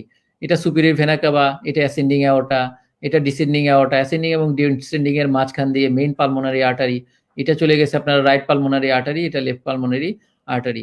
এখানে হচ্ছে আপনার সেই ট্রাকিয়ার পার দিয়ে ছোট করে আছে ইসোফেগাস, এবং একদম ছোট পিছনের দিকে দেখেন এই একটা ভিউতে এখানে একটা অ্যাজাইগোস ভেইনেরও দেখা যাচ্ছে। আমরা জানি অ্যাজাইগোস ভেইনও দেখা সম্ভব যদি আমাদের ইমেজটা খুব সুন্দর হয়। লাং উইন্ডোতে আসলে বেসিক্যালি দেখা হয় হচ্ছে লাং প্যারেনকাইমা, ট্রাকিয়াল যে টিউবগুলো আছে সেই টিউবগুলো, হ্যাঁ, এবং ট্রাকিয়াল যে লাইনিংগুলো আছে সেইগুলো আমরা সাধারণত লাং উইন্ডোতে ফলো করে থাকি। এই যে ফিশারগুলো আছে, ফিশারগুলো থাকলে তারপর আমরা যে বিভিন্ন পালমোনারি লোব এবং সেগমেন্টগুলো আছে, এই ট্রাকিয়াল বাইফার্কেশন থেকে ফলো করে আমাদের প্যাকেট দিয়ে দেখে উপরের দিকে উঠে নিচের দিকে নেমে বিভিন্ন লাংয়ের লোব এবং সেগমেন্টগুলোকে সাধারণত আইডেন্টিফাই করা হয়ে থাকে। এবং এখানে মূলত যাওয়া হয় আমাদের উপর থেকে নিচে গিয়ে ক্যারিনার থেকে আসলে ডিভিশন শুরু হয়, এবং ওইখান থেকে প্যাকে সফটওয়্যারে আসলে আপস অ্যান্ড ডাউন করে লাংসের শ্যাডোগুলো দেখা হয়। আমরা বলেছিলাম যে বোন উইন্ডোতে আসলে যে থোরাসিক বোনসগুলি আছে থোরাসিক কেজের মধ্যে, সবগুলি আমাদের দেখতে হবে। স্টার্নাম দেখতে হবে, ম্যানুব্রিয়াম দেখতে হবে, ক্লাভিকলসগুলি দেখতে হবে, এবং রিব যে আছে, রিব স্পেশালি রিবের সাথে সাথে আমাদের ভার্টিব্রা, তারপরে ইন্টারভার্টিব্রাল এরিয়া, স্পাইনাস প্রসেস, এই জিনিসগুলো তো আছে কিনা এখানে দেখতে হয়। এবং বোনসে দেখতে গিয়ে দেখেন যে আমাদের এই সমস্ত বোনগুলি যখন আমরা দেখতে থাকবো, যদি কোথাও কোনো একটা ডিফেক্ট থাকে তাহলে খেয়াল করতে হবে যে তার সাথে সাথে কোনো সফট টিস্যু সোয়েলিং আছে কিনা। দেখেন এখানে একটা বনির ডিস্ট্রাকশন আছে, কিন্তু এখানে একটা সফট টিস্যু স্ট্রাকচার দেখা যাচ্ছে, কিন্তু এই দিকটা যেমন খালি আছে, কিন্তু তার তুলনায় এই দিকে একটা বেশ ওয়াইড সোলেন একটা স্ট্রাকচার দেখা যাচ্ছে। এইদিকে যেমন দেখেন বোনটা একটু রেগুলার আছে। এইগুলো ভাঙা ভাঙা কেন? কারণ আমরা জানি রিপস গুলো একদম হরাইজন্টালি না, অবলিকলি প্লেস করা থাকে, যার জন্য এক একটার ক্রস সেকশন হিসেবে একটু একটু আসতেছে। এখানে মোটা আসতেছে, সামনের দিকে যেহেতু চিকন আছে অবলিকলি, সেই জন্য এই জায়গাগুলো চিকন হয়ে যাচ্ছে। এইখানে দেখেন এখানে একটা লিশন পাওয়া গেছে, এই লিশন গুলো একটা বনি ইন্টারাপশন আছে। তো বনি ইন্টারাপশন থাকা মানে হলো যে জায়গায় একটা প্যাথোলজি আছে, সেই প্যাথোলজিটা কি এখানে একটা সফট টিস্যু শ্যাডো আছে। তাহলে আমাদের এই জিনিসগুলো দেখতে হবে, rib, vertebra, manubrium, sternum, clavicle and scapula. এগুলো আমরা বনি উইন্ডোতে খোঁজার চেষ্টা করব। এখন এই বনি উইন্ডোতে দেখলাম, যদি আমরা লাং উইন্ডোতে দেখি, আসলে লাং উইন্ডো বা আমরা যদি অ্যাজ এ হোল একটা সিটি চেস্ট দেখি, এই সিটি চেস্টগুলিতে বিভিন্ন রকমের প্যাথোলজি থাকতে পারে। তো সেই প্যাথোলজিক্যাল যে চেঞ্জগুলো আছে, এই চেঞ্জগুলির উপর ভিত্তি করে আসলে আলটিমেটলি একটা ডায়াগনোসিস, রেডিওলজিক্যাল ডায়াগনোসিস দেওয়া হয়। এখানে অনেক ধরনের চেঞ্জ থাকে, রেডিওলজিক্যাল চেঞ্জ, যেই চেঞ্জগুলির উপর ভিত্তি করে পরবর্তীতে সামেটিভ একটা ডায়াগনোসিস করা হয়। এই বেসিক চেঞ্জগুলো কি কি থাকে? বেসিক চেঞ্জগুলো থাকে, একটা থাকতে পারে এয়ার ব্রঙ্কোগ্রাম, মানে একটা নর্মালি তো ব্রঙ্কাসগুলি দেখাই যায়, কিন্তু এই এয়ার ব্রঙ্কোগ্রাম যে একটা সাইন আছে, এই সাইনটা কি আমরা পরে দেখব। তাহলে আমাদের এই কতগুলি কমন পয়েন্ট আছে, এই পয়েন্টগুলো আমাদের একটু খেয়াল রাখা দরকার ভবিষ্যতে চেস্ট সিটিকে রিড করার জন্য। তার মধ্যে একটা হবে এয়ার ব্রঙ্কোগ্রাম এবং ব্রঙ্কিয়েকটেসিস, মানে ব্রঙ্কিয়াল ডাইলেটেশন যদি থাকে, সেপ্টাল ওয়াল যে আছে সেইগুলোর কোনো থিকেনিং আছে কিনা, সেই থিকেনিং দেখা হয়। তারপরে গ্রাউন্ড গ্লাস ওপাসিটি আছে কিনা লাং প্যারেনকাইমার মধ্যে, কোনো এমফাইসিমেটাস চেঞ্জ আছে কিনা, কোনো নোডিউল আছে কিনা, অথবা লিম্ফ্যাডনোপ্যাথি আছে কিনা। এই যে এতগুলো জিনিস, এগুলোকে প্যাথোলজিক্যাল যেই ফাইন্ডিং, এই ফাইন্ডিংগুলির কম্বিনেশন করেই কিন্তু আলটিমেটলি একটা চেস্টের সিটি রিপোর্ট করা হয়। বেসিক জিনিস হচ্ছে আমাদের এই এই এই কয়েকটা জিনিস, এগুলোর উপর ভিত্তি করেই পরবর্তীতে একটা সিটি ডায়াগনোসিস করা হয়ে থাকে। কাজে এয়ার ব্রঙ্কোগ্রামটা কি? Air bronchogram refers to the phenomena of air filled bronchi. দেখেন আপনার এই যে ব্রঙ্কাসটা এখানে পুরো যদি আমরা ট্রেস করি, তাহলে সব জায়গায় এয়ার ফিল্ড ব্রঙ্কাসটা ওয়েল ডেলিনিয়েটেড দেখা যাচ্ছে। কেন দেখা যায়? এটা তো আগেও একটা ফিল্ম ছিল, সেগুলিতেও দেখছি আমরা। দেখেন এই সেটটা এখানেও দেখা যাচ্ছে, কিন্তু এইটার মধ্যে যদি আমরা দেখি, দেখেন এই যে লাইন স্ট্রিপ চলে গেছে, এয়ার ব্রঙ্কোগ্রাম, এইটাই হচ্ছে এয়ার ব্রঙ্কোগ্রাম। কেন? এই যে যে আশেপাশের সারাউন্ডিং যে টিস্যুগুলি আছে, এই টিস্যুগুলোর ওপাসিফিকেশন হয়ে গিয়েছে। তো টিস্যুগুলি যদি ওপাসিফিকেশন হয়ে যায়, এয়ার তো ফিল্ড আপনার টিউবগুলি রয়ে গেছে, তো টিউবে যদি এয়ার থাকে তাহলে এগুলো কালো কালো দেখা যাবে। এই যে কালো কালো দেখা যাওয়ার একটা টেন্ডেন্সি, এটাই হচ্ছে আমাদের এয়ার ব্রঙ্কোগ্রাম সাইন। কেন হচ্ছে? তাহলে visible by the opacification or increased attenuation of the surrounding alveoli, and it indicates proximal bronchial patency. প্যাটেন্সি যদি না থাকে তাহলে তো আমাদের পেছনে এয়ার থাকবে না। আমরা জানি এয়ার সাধারণত অ্যাবজর্পশন হয়ে যায় যদি স্মল ব্রঙ্কেসের মধ্যে থাকে। কাজে এয়ার যদি প্যাটেন্ট না থাকে তাহলে এই সাইনগুলো থাকবে না এবং এয়ারটা অ্যাবজর্পশন হয়ে যাবে। অ্যাবজর্পশন হয়ে গেলে এখানে আমাদের ফুল ওপাসিফিকেশন হয়ে যাবে, এখানে কোনো এয়ার ব্রঙ্কোগ্রাম সাধারণত থাকবে না। সেই সমস্ত ক্ষেত্রে এখানে একটা আমরা বলি সলিড স্ট্রাকচার মাস লিশন হিসেবে থাকবে। কাজে এখানে এয়ার ব্রঙ্কোগ্রামটা থাকবে না সেই সমস্ত ক্ষেত্রগুলিতে। এটা কেন পাওয়া যায়? এই এয়ার ব্রঙ্কোগ্রাম সাইটটা কোন কোন কন্ডিশনে ইউজুয়ালি পাওয়া যায়? ইউজুয়ালি পাওয়া যায় হচ্ছে কনসলিডেশন বা নিউমোনিয়া যদি হয়ে থাকে, ব্যাকটেরিয়াল নিউমোনিয়া, নন অবস্ট্রাকটিভ অ্যাটিলেকটেসিস। অ্যাটিলেকটেসিস মানে কলাপস আর কি।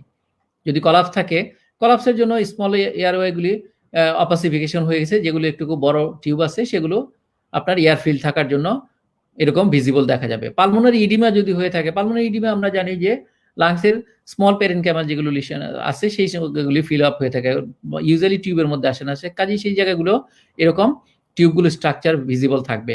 পালমোনারি হেমোরেজ যদি হয়ে থাকে, অ্যালভিউলার হেমোরেজ, সেই সমস্ত কন্ডিশনে পাওয়া যাবে। এবং ব্রঙ্কো অ্যালভিউলার কার্সিনোমা যদি হয়ে থাকে, সেই সমস্তগুলিতেও আমাদের এরকম এয়ার ব্রঙ্কোগ্রাম সাইন পাওয়া যাবে। তাহলে কমনলি পাওয়া যাবে pneumonia, non obstructive atelectasis, pulmonary oedema, pulmonary haemorrhage and alveolar cell carcinoma যদি হয়। এবং এই এয়ার ব্রঙ্কোগ্রাম সাইনগুলো অনেক সময় কিছুটা প্যাটার্ন ফলো করে। আমরা যেমন এর আগেরটা দেখতেছিলাম যে একটা স্পেসিফিক জায়গার মধ্যে আছে, কিন্তু যদি একটা ডেফিনিট প্যাটার্ন ফলো করে, যেমন আমরা বলি ব্যাটুইং, হ্যাঁ, বাটারফ্লাই অথবা ব্যাটুইং যদি অপাসিটির মতো হয়, যেমন আপনার হাইলাম থাকে পেরিফেরি পর্যন্ত ডিস্ট্রিবিউট হয়ে গিয়ে থাকে, এটাকে আমরা ব্যাটুইং বা বাটারফ্লাই পালমোনারি ওপাসিটি বলে থাকি। এবং এইটা যদি এরকম পাওয়া যায় বাইল্যাটারালি, তাহলে তার জন্য স্পেসিফিক কিছু ডায়াগনোসিস থাকে। তার মধ্যে একটা হচ্ছে পালমোনারি ইডিমা, নিউমোনিয়া, এর মধ্যে অ্যাসপিরেশন, নিউমোসিস্টিস এবং ভাইরাল ইনহেলেশন ইনজুরি যদি হয়ে থাকে, নক্সাস গ্যাস অথবা লিকুইড অ্যাসপিরেশনের জন্য, পালমোনারি অ্যালভিউলার প্রোটিনোসিস যদি হয়ে থাকে, তাহলে এরকম আমরা বাইল্যাটারাল ওপাসিটি পেতে পারি। পালমোনারি হেমোরেজ অথবা বাইল্যাটারাল ব্রঙ্কো অ্যালভিউলার কার্সিনোমা যদি হয়, তাহলে আমাদের এবং ব্যাটুইং ওপাসিটি আমরা পেতে পারি। ব্যাটুইং এর একটা রিভার্সও পাওয়া যেতে পারে, যে পালমোনারি হাইলামগুলো মোটামুটি ক্লিয়ার আছে, কিন্তু পেরিফেরিতে গিয়ে একটা ইউনিল্যাটারাল বা সিমেট্রিক্যাল ডিস্ট্রিবিউশনে ওপাসিটি পাওয়া যেতে পারে, এবং সেই কন্ডিশনগুলোর মধ্যে বলে রিভার্স ব্যাটুইং পালমোনারি ওপাসিটি। কন্ডিশনগুলো কোথায় পাওয়া যায়? ইউজুয়ালি ক্রনিক ইওসিনোফিলিক নিউমোনিয়া যদি হয়ে থাকে, তাহলে ক্রিপ্টোজেনিক অর্গানাইজিং নিউমোনিয়া বা ইন্টারস্টিশিয়াল লাং ডিজিজের একটা ভ্যারাইটিস। পালমোনারি কন্ট্রিউশন যদি বাইল্যাটারালি আপনার ট্রমা হয়ে থাকে, কন্ট্রিউশন বা ট্রমা হয়ে গিয়ে যদি হয়ে থাকে, সেই সমস্ত কন্ডিশনগুলি পাইতে পারি। অথবা পালমোনারি ভাস্কুলাইটিস যদি হয়ে থাকে, তাহলেও আমরা এরকম রিভার্স ব্যাটুইং প্যাটার্নে আমরা এয়ার ব্রঙ্কোগ্রাম পেতে পারি। দেখেন এখানে ব্রঙ্কোগ্রামগুলো সাইন দেখা যাচ্ছে, এই যে ব্রঙ্কোগ্রামগুলো আমাদের ক্লিয়ারলি ভিজিবল আছে, এখানে আছে, এখানে আছে, এখানে আছে। তাহলে আমরা দুই ধরনের প্যাটার্নে পেতে পারি। একটা পেতে পারি আমরা ফোকাল এয়ার ব্রঙ্কোগ্রাম, যেটা আমরা প্রথম স্লাইডে দেখলাম, আর দ্বিতীয় এখানে স্লাইডে দেখতেছি আমরা ব্যাটুইং প্যাটার্ন এবং রিভার্স ব্যাটুইং প্যাটার্নে। এছাড়াও আমরা আরেকটা প্যাটার্ন পেতে পারি, যে ব্রঙ্কিয়েকটেসিস, মানে হচ্ছে কি আমাদের যে ব্রঙ্কিয়াল ট্রি আছে, সেই ট্রিগুলো ডাইলেটেশন যদি হয়ে যায়, পার্মানেন্টলি ডাইলেটেশন হয়ে যায়, ওয়াল থিকেনিং হয়ে যায়, পার্মানেন্টলি ডাইলেটেশন হয়ে যায়, এটাও একটা প্যাটার্ন আমরা কোনো কোনো সময় পেতে পারি। এবং এইটাকে যদি পাই, তাহলে ডায়াগনোসিস আসলে একটাই, ব্রঙ্কিয়েকটেসিস। এবং ডাইলেটেশনগুলো ক্যারেক্টারিস্টিক্স হবে এগুলো মোর দেন 2 মিলিমিটার ডাইলেটেশন হতে হবে। এছাড়াও আমরা পেতে পারি সেপ্টাল থিকেনিং। আমরা এর আগে পেলাম এয়ার ব্রঙ্কোগ্রাম, তারপরে আমরা পেলাম একটা প্যাটার্ন, এরপরে আমরা পেলাম সেপ্টাল থিকেনিং। সেপ্টাল থিকেনিং গুলো দেখেন, এই যে যে ছোট ছোট সেপ্টাম গুলো আছে, এই সেপ্টাম গুলো এখানে মোর থিক, রেটিকুলার এবং রেটিকুলার প্যাটার্ন হয়ে ছড়িয়ে পড়েছে বিভিন্ন জায়গায়, কোনো কোনো জায়গায় একটু মোর ডেন্সার আছে। এগুলো সবই হচ্ছে পালমোনারি ইন্টারস্টিশিয়াল যে সেপ্টাম গুলো আছে, সেই সেপ্টাল থিকেনিং। এটা দেখে কিন্তু অনেক সময় আমাদের কনফিউশন হতে পারে যে ব্রঙ্কিয়েকটেসিস চেঞ্জ আছে, ব্রঙ্কিয়াল ডাইলেটেশন আছে কিনা। কিন্তু এখানে খেয়াল করে দেখবেন যে এখানে কিন্তু রাউন্ড না, এখানে আপনার ব্রঙ্কিয়াল যদি হয় তাহলে আপনার ইউজুয়ালি রাউন্ডেড হবে, যেমন এটা একটু কনফিউশন হতেই পারে। কিন্তু যদি এইটার সাথে আমরা রিলেটিভলি কম্পেয়ার করি, তাহলে যেহেতু প্যাটার্ন এইটা বেশি আছে, কাজে এইটা ব্রঙ্কিয়াল ডাইলেটেশন হওয়ার সম্ভাবনাটা কম। সেই জন্য এটাকে আমরা ইন্টারস্টিশিয়াল সেপ্টাল থিকেনিং হিসাবে আমরা চিন্তা করব। এবং অ্যাবনর্মালিটিস অফ ইন্টারলোবার সেপ্টা অর পেরিফেরাল অ্যালভিউলি হবে, এবং এটাকে সিটি দিয়েই ইউজুয়ালি ডায়াগনোসিস করা হয়। কি কি কন্ডিশন আমরা এটা পেতে পারি? যদি লং স্ট্যান্ডিং পালমোনারি ইডিমা থাকে, এটা শর্ট এর জন্য যদি হয় তাহলে কিন্তু হবে না। লং স্ট্যান্ডিং পালমোনারি ইডিমা হলে এরকম সেপ্টাল থিকেনিং পেতে পারি আমরা। পালমোনারি হেমোরেজ যদি এরকম লং স্ট্যান্ডিং থাকে, তাহলে আমরা এরকম অর্গানাইজিং হয়ে পেতে পারি। লিম্ফ্যানজাইটিস কার্সিনোমেটোসিস যদি হয়ে থাকে, তাহলেও আমরা পেতে পারি। আর আমরা এখন রিসেন্টলি যেটা পাচ্ছি কোভিড-19 ইনফেকশন, সেগুলোতেও আমরা কিন্তু এরকম সেপ্টাল থিকেনিং পেয়ে থাকতে পারি। আরেকটা ওপাসিটি আমরা লাংসের মধ্যে কমনলি পেয়ে থাকি, যেটাকে বলে গ্রাউন্ড গ্লাস ওপাসিটি। এটা কি, এটা কেন হয়? এটা হয় decrease air content without totally obliterating the alveoli, মানে অ্যালভিউলিগুলি টোটালি কনফিউজ, অবলিটারেশন হয় না। এর মধ্যে প্রত্যেকটা অ্যালভিউলির মধ্যে কিছু কিছু এক্সুডেশন থাকে, থাকে, কালেকশন থাকে, সেগুলো এরকম কালেকশন হয়ে এই যে গ্রাউন্ড গ্লাস আমরা বলবো, এটার একটা বড় ক্যারেক্টারিস্টিক্স হবে যে এটা দিয়ে পালমোনারি যে ভ্যাসেলগুলো আছে, দেখেন আপনার পেছনের, এটাকে কিন্তু অবলিটারেট করতে পারবে না। গ্রাউন্ড গ্লাস মানে কিছু দেখা যাবে কিন্তু অস্পষ্ট। শব্দটার মিনিংই হচ্ছে এরকম যে আমরা গ্লাসে যেমন স্পষ্ট দেখতে পাই, সেরকম স্পষ্ট দেখবো না, কিন্তু কিছুটা অস্পষ্ট এরিয়া যদি থাকে তাহলে আমরা ওইরকম একটা জিনিস দেখতে পারবো, কিন্তু পেছনের দিকে দেখেন আমরা এখানে ভ্যাসেলগুলো কিন্তু ঠিকই দেখা যাচ্ছে। এবং এটা চেস্ট এক্সরেতে অনেক ক্ষেত্রে একটা নন স্পেসিফিক ফাইন্ডিং হিসেবে পাওয়া যায়। ইউজুয়াল যদি হয় তাহলে কি সিটি ডায়াগনোসিস কি হয়, আমরা মোস্টলি চিন্তা করি alveolar or interstitial pneumonitis, ILD থাকতে পারে। পালমোনারি ইডিমা যদি হয় তাহলে থাকতে পারে রিজলভিং নিউমোনিয়া, মানে ট্রিটমেন্ট হচ্ছে ভালোর দিকে আছে, তখনও আমরা কিন্তু এরকম গ্রাউন্ড গ্লাস ওপাসিটি পেতে পারি। আর পেতে পারি আমাদের এখন কমনলি কোভিড-19 নিউমোনিয়াতে। কোনো কোনো ক্ষেত্রে আমরা হাইপোডেন্স এরিয়াও পেতে পারি। হ্যাঁ, এগুলো কেন হয়ে থাকে? এগুলো permanent enlargement of air space distal to the terminal ব্রঙ্কিউলের যদি এরকম ডাইলেটেশন থাকে, এগুলো আমাদের এমফাইসিমেটাস চেঞ্জ। এবং এটা হয় কেন?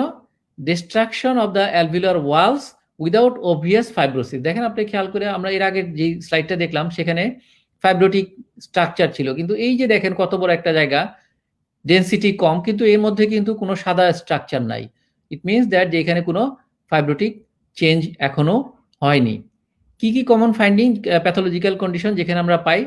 ক্রনিক অবস্ট্রাকটিভ এয়ারওয়ে ডিজিজ, যদি আলফা 1 অ্যান্টিটিপসিন ডেফিসিয়েন্সি থাকে তাহলে, এবং কানেকটিভ টিস্যু ডিসঅর্ডার যদি থাকে কোনো কোনো ক্ষেত্রে, সেই ক্ষেত্রগুলিতেও আমরা পেয়ে থাকতে পারি।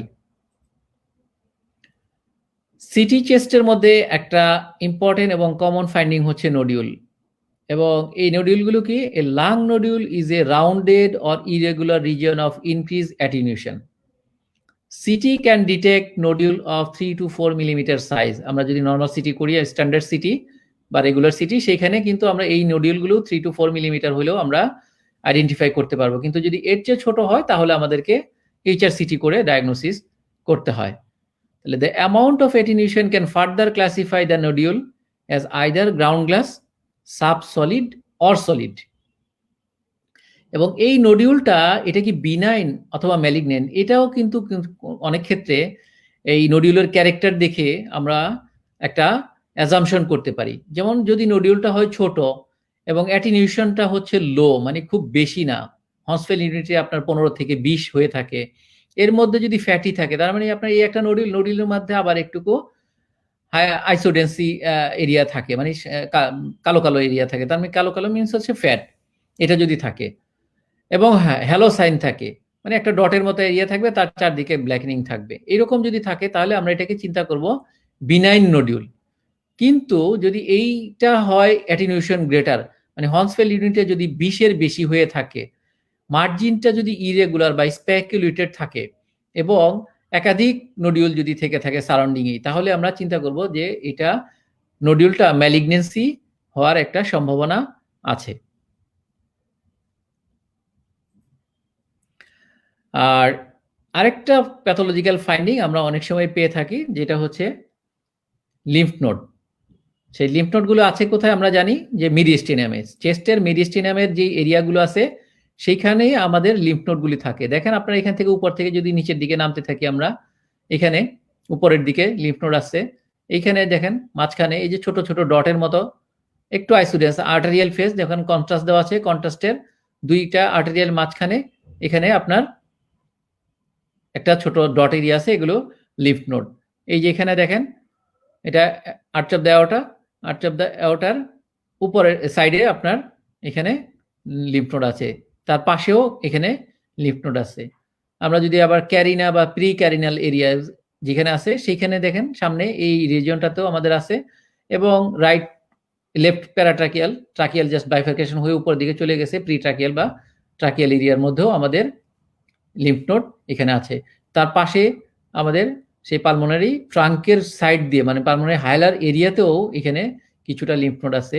আমাদের যে অ্যাসেন্ডিং অ্যাওর্টা, এই অ্যাসেন্ডিং অ্যাওর্টার সামনেও লিম্ফ নোড আছে। কাজে এই যে স্ট্রাকচারগুলিও এক্সট্রা স্ট্রাকচার, এখানে থাকার কথা ছিল একটা পেরিফেরাল এরকম ব্ল্যাক এরিয়া, কিন্তু না থেকে তার মাঝখানে আমাদের আরো ডট ডট এরিয়া দেখা যাচ্ছে, কিছুটা সফট টিস্যু শ্যাডো। এইগুলি হচ্ছে আমাদের লিম্ফ নোড। এই লিম্ফ নোডগুলি অনেকগুলো স্টেশন হিসেবে ভাগ করা আছে, 1 থেকে 10 পর্যন্ত ইন্টারন্যাশনালি ক্লাসিফাই করা আছে। তো আমাদের জন্য আসলে অত ক্লাসিফিকেশন না হলেও চলবে, আমরা লিম্ফ নোডগুলো আইডেন্টিফিকেশন করতে পারলে এবং এটা প্যাথোলজিক্যাল কিনা এটা বুঝতে পারলে আমাদের জন্য যথেষ্ট হবে। এবং প্যাথোলজিক্যাল কিনা তার জন্য একটা আপার লিমিট আছে। আমরা জানি যে সব জায়গায় লিম্ফ নোড থাকে, ছড়িয়ে ছিটিয়েই থাকে, কিন্তু এটা প্যাথোলজিক্যাল কখন? যখন আপনার এটা শর্টেস্ট অ্যাক্সিসে ডায়ামিটারটা 10 মিলিমিটার ক্রস করে যাবে, তখন এটাকে আমরা প্যাথোলজিক্যাল লিম্ফ নোড ধরবো। কিন্তু যদি 10 মিলিমিটারের কম হয়ে থাকে তাহলে এটা অনেক ক্ষেত্রেই নন প্যাথোলজিক্যাল হতে পারে। তবে যদি লাংসের প্যারেনকাইমার মধ্যে কোনো লিশন থাকে, তার সাথে যদি লিম্ফ নোড থাকে, আমরা সবসময় জানি ক্লিনিক্যালিও যে একটা প্যাথোলজি থাকলে যদি একটা লিম্ফ নোড থাকে তাহলে আমরা এটাকে কনসিডারেশনে বেশিরভাগ ক্ষেত্রেই নিয়ে থাকি। তো এগুলো হচ্ছে আমাদের বেসিক প্যাথোলজিক্যাল চেঞ্জ, যেটা দেখে আসলে বিভিন্ন রকমের কম্বিনেশন করে প্যাথোলজিক্যাল ডায়াগনোসিস করা হয়ে থাকে। তো আসলে অনেক ধরনের প্যাথোলজি আছে, আমরা সিটি স্ক্যান করলে দেখতে পাবো যে পালমোনারি টিউবারকুলোসিস থেকে শুরু করে আমাদের pneumonia, COVID pneumonia, malignancy, cavitary lesion, তারপরে আপনার বিভিন্ন ইফিউশন, অনেক ধরনের প্যাথোলজিক্যাল ডায়াগনোসিস আমরা আসলে করি। ওইভাবে আসলে আমরা এক্সরে গুলোতে না, সিটি স্ক্যানে না গিয়ে আমরা একটু ডিজিজ স্পেসিফিক সিটি স্ক্যান দেখার চেষ্টা করব, যাতে করে আমরা পরবর্তীতে একসাথে একটা সিটি দেখলে আমাদের একটা আইডিয়া হয় যে আসলে এই ডিজিজের মধ্যে যেহেতু এই ফাইন্ডিং গুলি থাকে, তাহলে আমাদের প্যাথোলজিক্যাল ডায়াগনোসিসটা কি হতে পারে। আমরা আসলে এতক্ষণ পর্যন্ত বেসিক কথাগুলি বললাম সিটি স্ক্যানের, যেগুলো দেখে আসলে আমরা একটা প্যাথোলজিক্যাল ডায়াগনোসিস করতে পারবো অ্যাজ এ হোল। মানে আমরা যদি ওভারঅল একটা ফিল্মকে দেখি, এই ফাইন্ডিং এর কম্বিনেশন ম্যাচ আপ করে আমরা যেমন ক্লিনিক্যাল ডায়াগনোসিস করি, সেই রকম আমরা রেডিওলজিক্যাল ডায়াগনোসিসটা সেট করতে পারবো আমাদের আগের যেটুকু আমাদের পড়াশোনা হলো তার উপর ভিত্তি করে। আমরা এখন যাব আজকে পালমোনারি টিউবারকুলোসিসের মধ্যে কি কি রকমের চেস্ট সিটি ফাইন্ডিং পাওয়া যেতে পারে, এইটুকু নিয়ে আমরা এখন পরবর্তীতে ডিসকাশনে যাচ্ছি। পালমোনারি টিউবারকুলোসিস যেহেতু একটা আমাদের কমন ডিজিজ, আমরা চেস্ট এক্সরেতে অনেক ক্ষেত্রেই ডায়াগনোসিস করে ফেলতে পারি, কিন্তু অনেক ক্ষেত্রে আমাদের কনফিউশন হয়, তখন আসলে আমাদের চেস্ট সিটি স্ক্যান করার দরকার লাগে। তো সেক্ষেত্রে আমাদের একটু প্রিলিমিনারি আইডিয়া থাকা ভালো যে পালমোনারি টিউবারকুলোসিস সম্পর্কে। Pulmonary tuberculosis manifests in active or latent form. An active disease can occur as primary tuberculosis, developing shortly after infection, or post-primary tuberculosis, developing after a long period of latent infection. Primary tuberculosis present with CT finding হিসেবে lymphadenopathy, pulmonary consolidation, and pleural effusion. Post-primary tuberculosis may manifest with cavitation, এটা most commonly consolidation হিসেবেও আসতে পারে অথবা সেন্ট্রিলোবিউলার nodule হিসেবে পেতে পারে, আমরা পরবর্তীতে সিটি স্ক্যান দেখলে বুঝতে পারবো। আর আরেকটা আসে আমাদের মিলিয়ারি টিউবারকুলোসিস, কি এটা? Refers to haematogenous disseminated disease that is more commonly seen in immunocompromised patient who present with miliary lung nodule and multi organ involvement. And stability of radiographic finding for more 6 months distinguishes inactive from active disease. মানে আমরা একটা CT scan করলাম, এখন করলাম, 6 মাস আগেও একটা CT scan হয়তো আমরা তার কাছে থাকতে পারে। আমরা যদি কম্পেয়ার করে দেখি যে একই রকমের লিশন আছে, তাহলে এটাকে আমরা ইনঅ্যাক্টিভ টিবি হিসাবে চিন্তা করি রেডিওলজিক্যালি। কারণ প্রাইমারি টিউবারকুলোসিস যদি আমরা দেখি তাহলে কি বললাম, যেটা মোস্টলি পাওয়া যায় লিম্ফ্যাডেনোপ্যাথি হিসেবে, এটা মিডিয়েস্টিনাল অথবা hilar lymphadenopathy is the most common radiological manifestations of primary tuberculosis, typically involve the right paratracheal and hilar lymph node. Lymphadenopathy in tuberculosis typically demonstrate a low attenuation center with peripheral limb enhancement on contrast. Finding that are due to central caseation, low enhancement কেন? Central যে caseation থাকে সেই জন্য, আর যেটা peripheral যে granulomatous inflammation থাকে, সেই ইনফ্লামেশনে active sales আছে, সেই জন্য তার পেরিফেরাল রিমটা এনহ্যান্সমেন্ট পাওয়া যায়।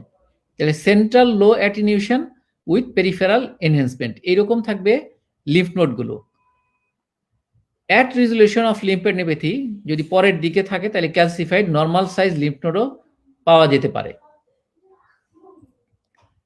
তাহলে প্রাইমারি টিউবারকুলোসিস এইরকম যদি আমরা একটা দেখি, দেখেন এইখানে একটা বড় লিম্ফ নোড আছে, হাইপোডেন্স মানে একটু কালো কালো, আর পেরিফেরাল অংশটা একটু মোর সাদা,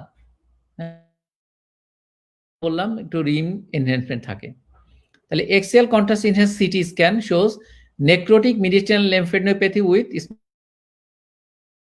একটা দেখেন একটু ইফিউশন আছে। কাজে আমরা এর আগেও এক্স-রে দেখার সময় বলেছিলাম যে একটা প্যাথোলজি পেলে আমাদের সাথে সাথে আরো পেলে কিন্তু আমাদের সাথে সাথে আরেকটা জিনিস দেখে নিতে হবে যে এখানে লাংসের মধ্যে কোনো প্যাথোলজি আছে কিনা। যেহেতু আমরা এটা মেডিসিনাল উইন্ডো বা সফট টিস্যু উইন্ডো দেখতেছি, আমরা তাহলে সেক্ষেত্রে পেরিফেরাল লাংস প্লুরাল দেখতে পারবো, প্লুরাল স্পেস দেখতে পারবো। কাজে লিম্ফ নোড পেলে আমরা সাথে সাথে স্পেসটাও দেখে নিব। এখানে একটা কালেকশনও আছে, মানে প্লুরাল ইফিউশনও আছে। This is primary tuberculosis presenting as lymphadenopathy and effusion. কাজেই নেক্রোটিক লিম্ফ্যাডেনোপ্যাথি যদি থাকে তাহলে এর কিন্তু আরো আলাদা কিছু ডিফারেন্সিয়াল ডায়াগনোসিসও হতে পারে। এটা নন টিউবারকুলার মাইক্রোব্যাকটেরিয়াল ইনফেকশন, মানে টিবির সাথে অ্যাটিপিক্যাল টিবি, মাইক্রোব্যাকটেরিয়াল ইনফেকশন যেটা আছে।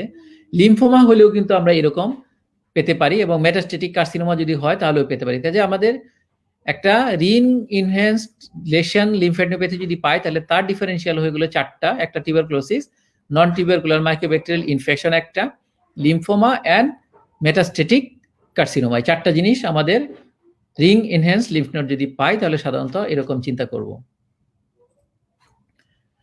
কোনো ক্ষেত্রে আমাদের কনসলিডেশন নিয়েও আমাদের কিন্তু প্রাইমারি টিউবারকুলোসিস আসতে পারে, এবং এটা বেশ ভালোই কমন, তাই না? ফোকাল এরিয়া অফ কনসলিডেশন থাকবে with multiple tannin nodules. Consolidation কেন? আমরা বলেছিলাম যে এয়ার ব্রঙ্কোগ্রাম যদি থাকে, এই যে দেখেন এখানে এয়ার ব্রঙ্কোগ্রাম আছে, এয়ার ব্রঙ্কোগ্রামের সাথে আবার পাশে ছোট ছোট নোডিউলের মতো আছে, মাল্টিপল টাইনি নোডিউলস আছে, এইখানেও পেরিফেরিতে আছে। তাহলে একটা কনসলিডেশন, এয়ার ব্রঙ্কোগ্রাম, কিছু নোডিউল আছে। This is primary tuberculosis. আমরা এটা আগের ফিল্মটাও যেমন দেখেছি, তার প্রাইমারি টিউবারকুলোসিস প্লুরাল ইফিউশন নিয়েও আসতে পারে। এই প্লুরাল ইফিউশনটা কেমন? ইউজুয়ালি আমরা বলেছিলাম ওয়াটারে হচ্ছে 0 ধরা হয়, তো 0 মানে হচ্ছে এটা আইসোডেন্স থাকবে, আইসোডেন্স হিসেবে থাকে। যদি ফ্রি ফ্লুইড হয়ে থাকে তাহলে ইউজুয়ালি ক্রিসেন্টিক থাকে। পেশেন্টকে আমরা যেহেতু শোয়া অবস্থায় দেখি, কাজে ডিপেন্ডেন্ট পার্টে থাকবে, একটা ক্রিসেন্টিকের মতো থাকবে, আইসোডেন্স থাকবে। এরকম একটা রিজিয়নে যদি আমরা পাই তাহলে একটা ইফিউশন। এই দিকটাও দেখেন, যদি উপরের ফিল্মটাতে দেখি এখানেও কিরকম কিছুটা আছে, কিন্তু সাথে আবার দেখা যাচ্ছে প্লুরাল একটা লিশনও আছে, যেটা এনহ্যান্সমেন্ট আছে। কারণ এখানে দেখেন কন্ট্রাস্ট দেওয়া আছে, কন্ট্রাস্টের জন্য এটা এনহ্যান্স হয়ে গেছে, এনহ্যান্সমেন্ট লিশন আছে একটা। তাহলে pleural effusion is seen in approximately 25% of primary tuberculosis cases in adult. Pleural effusion is less common in post-primary disease but can happen. Tubercular pleural effusion occasionally result from hypersensitivity to the pleural protein. এটা আমরা সবাই জানি, just একটু review করার জন্য, rather than frank pleural infection. CT ফাইন্ডিংটা কি? Isodense shadow along chest wall. শোয়া অবস্থায় দেখলে ডিপেন্ডেন্ট পার্টে থাকবে, ক্রিসেন্টিক একটা মার্জিন সাধারণত পেতে পারি। যদি লোকুলেটেড হয় তাহলে কিন্তু এরকম ক্রিসেন্টেড মার্জিনটা পাবো না, সেক্ষেত্রে জাস্ট একটা আইসোডেন্স এরিয়া থাকবে। এটা প্যারেটাল ওয়ালেও থাকতে পারে, পোস্টেরিয়র ওয়ালেও থাকতে পারে, কোনো ক্ষেত্রে আমাদের অ্যান্টেরিয়র ওয়ালেও থাকতে পারে। কোনো সময় টিউবারকুলার ইফিউশনটা যদি ইনফেক্টেড হয়ে থাকে বা পাস ফর্ম করে থাকে তাহলেও কিন্তু আমরা এরকম একটা চেস্ট সিটি স্ক্যানে দেখতে পারি। এবং টিউবারকুলার এম্পাইমা আর typically loculated and associated with pleural thickening and enhancement findings that represents involvement of the pleura. আচ্ছা, এটা কেমন থাকে? আসলে এটা থাকে হলো একটা মিক্সড ডেন্সিটি। আমরা যেটা দেখলাম আইসোডেন্স, এখানে দেখেন আইসোডেন্সের চেয়েও কিন্তু কিছু জায়গায় আর একটুকু মোর ডেন্সার, কিছু সাদার মতো মনে হচ্ছে, মিক্সড ডেন্সিটি। এটাকে যদি একটু দেখেন এরকম মিক্সড ডেন্সিটি, এই জায়গায় একটুকু কালা, এই জায়গাগুলিতে আবার একটুকু সাদা বেশি আছে। এবং এইটার মার্জিনটা দেখেন একটুকু থিকেন হয়ে গেছে। এই দিকটাতেও দেখেন ওয়ালের সাথে মিক্স আপ করা আছে। আমরা যেটা বলছিলাম, যদি ফ্রি ফ্লুইড হতো তাহলে ডিপেন্ডেন্ট পার্টে থাকতো, কাজে ডিপেন্ডেন্ট পার্টে নাই, ল্যাটারাল ওয়াল দিয়ে আছে, হ্যাঁ, একটু উপরের মতো ডি সাইনের মতো আছে। কাজেই এটা হচ্ছে আমাদের একটা এনসিস্টেড স্ট্রাকচার, এবং ডেন্সিটিটা যেহেতু মিক্সড ডেন্সিটি, সেই জন্য এটা আমরা কনসিডার করব এম্পাইমা হিসেবে। এখানেও ঠিক তাই, এটা মিক্সড ডেন্সিটি, প্লুরাল থিকেনিং আছে, কিছুটা এনসিস্টেড মনে হচ্ছে, কারণ দেখেন যদি ডিপেন্ডেন্ট হতো তাহলে এইটা আরো ল্যাটার মিডিয়ালি থাকার কথা ছিল, না হয়ে এটা উপরের দিকে এক্সটেনশন হয়ে গেছে।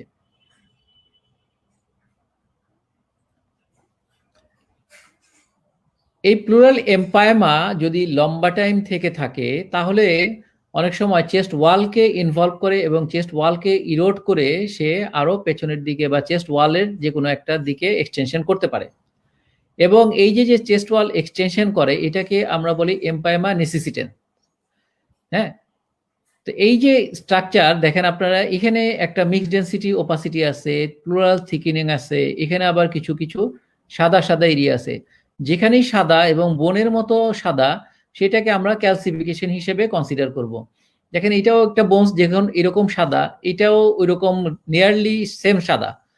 ভার্টিব্রাকে যদি আমরা কম্পেয়ার করি তাহলে দেখেন এটার সাদা প্রায় সেম।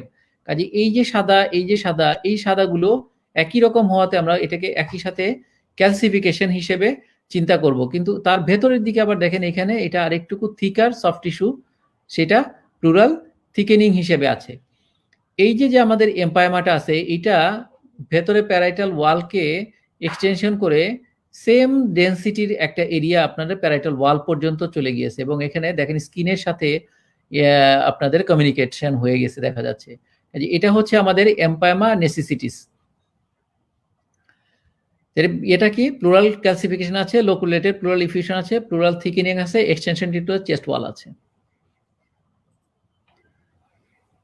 কোনো সময় আমাদের এরকমও থাকতে পারে যে একটা প্লুরাল ইফিউশন আছে কিন্তু উপরের দিকে আমাদের হাইপোডেন্স আছে, কালো, মোর কালো আছে। কিন্তু কালো থাকলেও দেখেন এখানে খেয়াল করে, এটা হচ্ছে লাংসের প্যারেনকাইমার মধ্যে এখানে একটা কনসলিডেশন আছে। কেন কনসলিডেশন? এখানে একটা সাদা জায়গা আছে, তার মধ্যে আবার এয়ার ব্রঙ্কোগ্রাম নিচ দিয়ে দেখা যাচ্ছে মাঝে মাঝে, এই যে এয়ার ব্রঙ্কোগ্রাম। কিন্তু একটা এয়ার ব্রঙ্কোগ্রাম কেন যেন এটার সাথে গিয়ে মিশে গেছে। এরকম যদি কোনো একটা সাইন পাওয়া যায়, এরকম একটা মিক্সড ডেন্সিটি বা হাইপার ডেন্সিটি এরিয়া পাওয়া যায়, সাথে এরকম উপরের দিকে কালো ডেন্সিটি থাকে, তাহলে এটা এম্পায়ামা হয়ে সাথে একটা ফিস্টুলা কমিউনিকেট করে গেছে। এটা হচ্ছে আমাদের ব্রঙ্কো প্লুরাল ফিস্টুলা।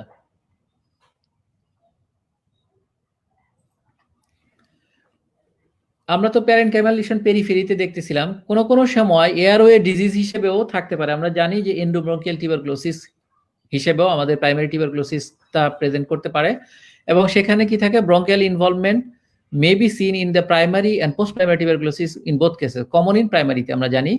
এবং রেডিওগ্রাফিক ফিচারগুলো কি থাকে, এগুলো ফাইন্ডিং, মানে একটা যদি এন্ডোব্রঙ্কিয়াল টিবি থাকে বা এন্ডোব্রঙ্কিয়াল ইনভলভমেন্ট থাকে, তাহলে সেগমেন্টাল অর লোবাল অ্যাটিলেক্সিস, আমরা জানি যদি এটাকে ফুল ব্লক করে দেয়, ব্লক করে দিলে তার পেছনের দিকে যে অংশটা আছে সেই অংশটার মধ্যে অ্যাবজর্পটিভ এটিলেক্সিস হয়। তো অ্যাবজর্পটিভ এটিলেক্সিস হলে এই জায়গার লাংগুলো কলাপস করে যাবে, এখানকার যে ফিশার আছে সেই ফিশারগুলি তার উপরের দিকে মানে আপার লোবের দিকে বা সেন্টারের দিকে টেনে নিয়ে আসবে, এটা একটা সাইন পাওয়া যাবে। আবার কোনো সময় এরকম হয়ে থাকে যে এটা একদম কমপ্লিট অক্লুশন হয়নি, এখানে একটা লিশন আছে, এই লিশনটা ভালভ লাইক অ্যাকশন করতেছে। তো ভালভ লাইক অ্যাকশন যদি করে, তখন আমাদের যখন লাংসকে ইনফ্লেশন করে মানে ইনস্পিরেশন নেয়, ইন্সপিরেশন নিলে আমরা জানি যে ইন্ট্রাপ্লুরাল যে স্পেস আছে এখানে নেগেটিভ প্রেশার থাকে, লাংটা এক্সপ্যান্ড করে, লাং এক্সপ্যান্ড করলে আমাদের এখানে এয়ার গুলো ঢুকে যাবে। কিন্তু যখন এক্সপিরেশন করে তখন এখানকার প্রেশারটা বেশি থাকে, বেশি থাকার জন্য এইখানে যে প্যাথোলজিটা আছে এটা ক্লোজ করে দেয়, ভালভ লাইক একটা মেকানিজম করে, যার জন্য বের হওয়ার সময় সে আর বের হইতে দিতে চায় না সহজে। যার জন্য এখানে একটা এয়ার ট্র্যাপিং হয়ে ডিজিটাল পার্টে অনেক সময় একটা হাইপার ইনফ্লেশন হিসেবেও আমরা পেতে পারি। কখনো যদি এই জায়গাটার মধ্যে একটা লিশন থাকে তাহলে তার ডিস্টালি ইউজুয়ালি যেই পার্টটা প্যাথোলজি তার ডিস্টালি একটা মিউকাস প্লাগিং থাকতে পারে। যদি প্রক্সিমালি থাকে তাহলে আসলে কফ রিফ্লেক্স দিয়ে আমরা এটাকে ট্রাকিয়ে দিয়ে বের করে দেওয়া সম্ভব। কিন্তু যদি ডিস্টালি থাকে অথবা এই লিশনটার সাথে প্লাগটা ইম্পেকশন হয়ে থাকে, তাহলে কিন্তু এই জায়গাটার মধ্যে একটা ইম্প্যাক্টেড মিউকাস হিসেবেও আমরা সিটিতে পেতে পারি। তাহলে at city airway involvement can manifest as long segment narrowing. অনেক সময় যে একটা এয়ার টিউবটা তার মধ্যে একটা ফিলিং ডিফেক্ট হিসেবেও আমরা পেতে পারি। এইখানে যদি আমরা এই স্ট্রাকচারটাকে আমরা দেখি, এখানে কি কি আছে, irregular thickening of the right upper lobe bronchus, এটা আপার লোব ব্রঙ্কাস, তার এখানে অবস্ট্রাকশন একটা পাওয়া যাচ্ছে, ঠিক আছে। এবং এখানে দেখেন আপার লোবের যেটা আমরা নর্মাল অ্যানাটমি আছে এটা থাকলে আরো এই বরাবর থাকার কথা ছিল, সেটাকে উপরের দিকে টেনে নিয়ে গেছে, টেনে নেওয়ার জন্য এখানে একটা অ্যাটিলেক্সিস ফর্ম করেছে।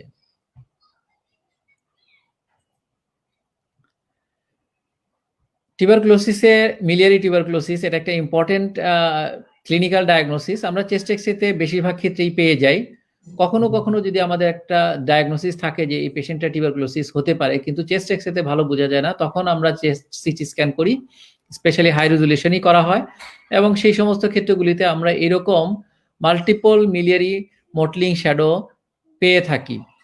হ্যাঁ, সেই শ্যাডোগুলো কেমন হয়? ডিফিউজ হবে, বাইল্যাটারালি ইউজুয়ালি ডিফিউজ হয়, mostly involve all the zones of the lung, all the lobes of the lung and segments, এবং নোডিউলগুলি হয়ে থাকে 1 to 3 মিলিমিটার সাইজের ইউজুয়ালি।